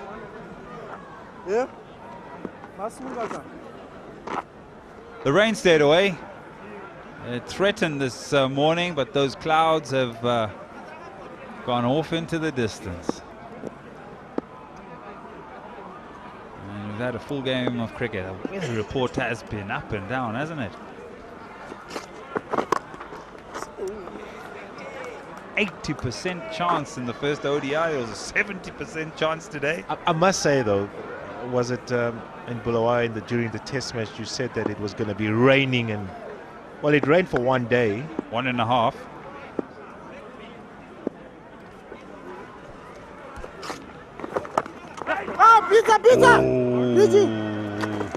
Can't get it off the square. I thought I was pretty good with my updates on the weather in Bulawayo. That was about it. Yeah, I stayed away from it here because I wasn't sure.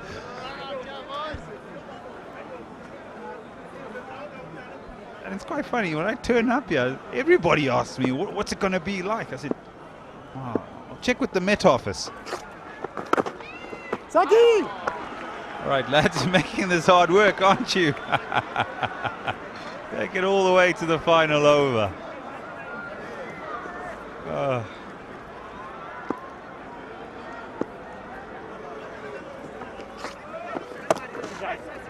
There it is. This is Ireland's 6th time they've tried to chase down a score in ODIs, and it's the first time in 6 attempts that they've been able to chase the score down. So that'll give them a great deal of confidence at this venue, which they enjoy playing at. They bounce back, and they bounce back well. Their bowlers were good. They were more consistent. They really did starve the Zimbabwean batters of what was a high run rate in that first ODI. They were more concise today, and then their batters complemented the bowling and fielding effort that has led to Ireland winning by 6 wickets. Yeah, they'll be very happy. The captain will be very happy with how his teams performed today. You do mention the bowling side, the fielding as well. And then when they got the opportunity to bat, there was no pressure whatsoever because they only needed to get 245 to win this match. But it was a long day for the captain, especially in the second part. Struggled with cramps, got his missed eventually for 89, but he'll be much happier with how his team performed. He said 15%, that's all they need to do. They need to improve by 15%. I think it was a little bit better than that. A good performance by Ireland. Yep, it's also time for Zimbabwe to reflect on some of the things that didn't go their way, with bat and with ball. But let's revisit the Ireland batting card. 𝗿𝗺𝗀𝗃 11 of 20, struck a couple of nice boundaries, but then got a brute of a delivery. Paul Stirling amongst the runs, struggled with cramp, but an excellent partnership between him and 𝗃𝗄𝗃. Tector came in and then left, and it was left to Tucker and George Dockrell to get Ireland across the line. They win by 6 wickets. The bowlers, Vic. It was a struggle for them. They needed to get wickets, and only 245 on the board. Ngarava got 1 wicket, so did Muzirabani. 2 for Gwandu, who is his career best. But the spinners were economical, but there was no offer for them on this wicket today. Have a look at the highlights. Yep. They needed to pick up wickets, and these are some of the shots I was talking about early part of the innings. 𝗿𝗺𝗀𝗃 and Stirling, they were striking the ball and timing it perfectly until that one leaps off a length. Yeah, and he's so strong on that short ball. 𝗃𝗄𝗃 came in with a lot of energy in the start of his innings, and then it was important for them to just steady the ship. Some good shots being played by them, and that was a huge 6 on the back foot. Favors that pull shot. He got a terrible delivery looking for that pull shot. That one just kept low, and then when he went, Tector came in, played some shots, tried to be aggressive, got the outside edge of Gwandu, caught by the keeper, and it was Paul Stirling, struggled with cramps, hit one straight to cover and was dismissed for 89.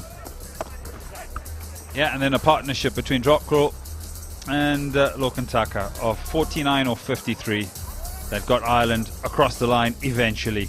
They level the series, but let's have a look at the summary. Zimbabwe 245 with Madevere and Raza getting 50s, 4 for 54 for 𝗃𝗃𝗃, and then into the batting or the run chase. Stirling and 𝗃𝗃𝗃 both getting half centuries. 2 wickets for Gwandu in his 9 overs, 2 for 50. But Ireland, they win by 6 wickets. All right, we're going to take a short break, and when you come back, it'll be the post-match presentation.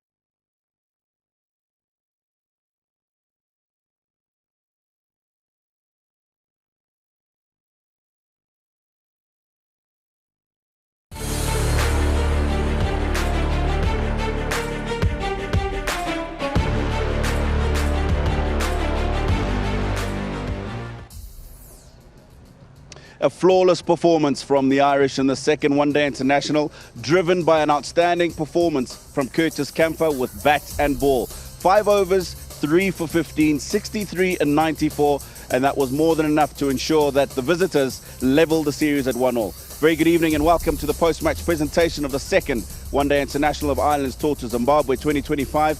And before we get into proceedings for the day, I would like, on behalf of Zimbabwe Cricket, to thank all their valued sponsors. ZLG Purified Water, Cresta Hotels, Isan International, Tracy Mason, Zim Farm, Plascon, Delta Union Hardware, Pro Bottlers, Omtex, Crick Heroes, and Mukuru. Our presentation guest this evening, she will present the Player of the Match accolade, Miss Maureen Kuchocha. She is the Zimbabwe Cricket Board Director. Thank you very much, ma'am, for being with us this evening. Right, let's move straight on to the Player of the Match. And I think from my opening stanza, you can tell that that goes to one player. Outstanding performance, 63 and 94, 3 boundaries and a 6 in that, as well as 5 overs, 3 for 15. Our Player of the Match is 𝗂𝗃𝗃.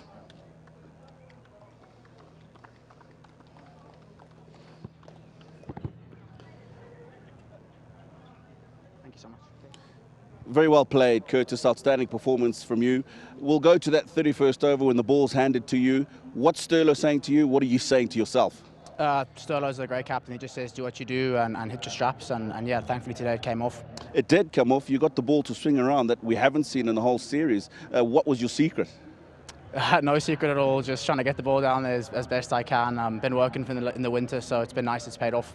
Did it help with your batting to see what the pitch was doing when you were bowling earlier on and then you came out in the afternoon? You had a bit of a tough period when you started there to 𝗬𝗪. Yeah, no, the big lads bowled beautifully, and I was just trying to nullify that for as long as we could and bat as long. You know, when you're chasing a score of 250, it gets a bit tricky, so it's all about occupying the crease as much as you can. Outstanding performance from you. Congratulations on your Player of the Match award this evening. Cheers, thank you. 𝗃𝗃𝗃𝗃, the Player of the Match. We'll move on to the Zimbabwe captain for a quick chat. I'd like to call upon Craig Irvin.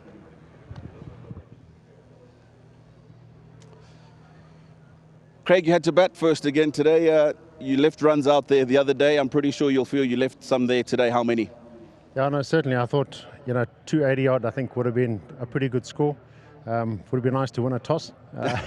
But anyway, I think, yeah, we were going well at one stage, I think around that 30 over mark. And then losing, 3 wickets in quick succession, I think really pegged us back. But credit to Ireland, I thought they stuck to their guns. Curtis obviously bowled extremely well in that middle period, which obviously pegged us back quite a bit. Let's look at the bowling this afternoon. Didn't get the early strikes, which would have been really important for you. Do you feel that if you had managed to do that, then maybe you had a better opportunity at closing off the game? Yeah, no, certainly. I think on a wicket that was providing enough for the bowlers, I think those early wickets really do get you on top and give you that momentum. I thought, 𝗬𝗪 and Curtis again, batted really well. Wasn't really a great wicket to bat on, but I thought they stuck at it. They applied themselves really well. And I think we probably gave maybe a few too many extras through that little period. Yeah, again, it's a wicket that was assisting the seamers more than the spinners, and we haven't seen much turn out there, but I think the performance from Wellington Masakadza, Sikandar Raza with the ball, very commendable again. No, certainly. They've always done extremely well for us. And again, Willie consistent, Raz consistent. We just need to back it up as a whole bowling group together. A couple of wickets towards the end there, second and the third. Did you think you maybe still had an opportunity then? You always want to give it your best shot right to the end. Obviously, it was a little bit too late today. Had we got those wickets earlier on in the piece, maybe things could have been different. But I thought that partnership between Curtis and 𝗬𝗪 really set it up for them. Yeah, tough one today for you, Craig. All the best in the final. Cheers, thank you. Craig Irvin, the captain of Zimbabwe. It leaves me to call upon the winning captain today, Paul Stirling of Ireland. Outstanding performance with the bat from you. We'll come to that. This morning you mentioned 15% better than the last one. What percentage do you think it was, that performance? Yeah, I think we were better, to be honest. I think there was no lull in that middle period. I think Sikandar and Wesley batted really well in the middle, and I think that's when we were the most under pressure. And to come through that, chuck the ball to Curtis, and he really turned the game on its head. Yeah, you talk about Curtis, a big partnership for Zimbabwe in that first game. You must feel really happy for the seamers, in particular Mark Adair, 4 wickets for him, and Curtis to be able to break through that middle order as he did.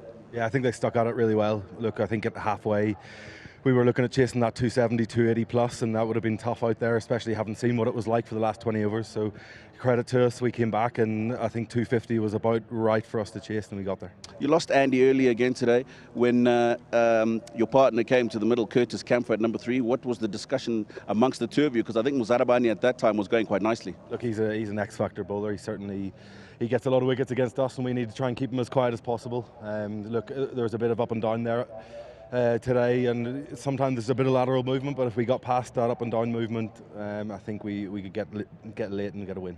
Yeah, you lose the first game, under pressure to win the second, and you do that with the same 11. Are we expecting the same in the last one as well then? Not too sure. They seem to come thick and fast these days. You don't get much of a rest, so we'll come back in a couple of days and chat about it tomorrow. Okay, outstanding performance from you, outstanding performance from the team. Appreciate it, thank you. Congratulations. Paul Stirling, the captain of Ireland. They levelled the series 1-1. That's all from the post-match presentation. Thank you, Tino. Thank you to your guests as well, and well spoken by everybody. There we go. We've updated the tour schedule. Ireland won the Test match, Zimbabwe won the first ODI, and Ireland have won the second ODI, which makes the third ODI on Tuesday a very big game in the context of the ODI series. And then we go into the T20 Saturday, Sunday, and then Tuesday, the 25th of February. Right, all to play for. on Tuesday. Who will lift the cup? Who will win the series? It's the third ODI International on Tuesday, the 18th of February, live from Harare Sports Club at 9:20 local time. It's Zimbabwe versus Ireland. So make sure you join us then. But for now, it is goodbye.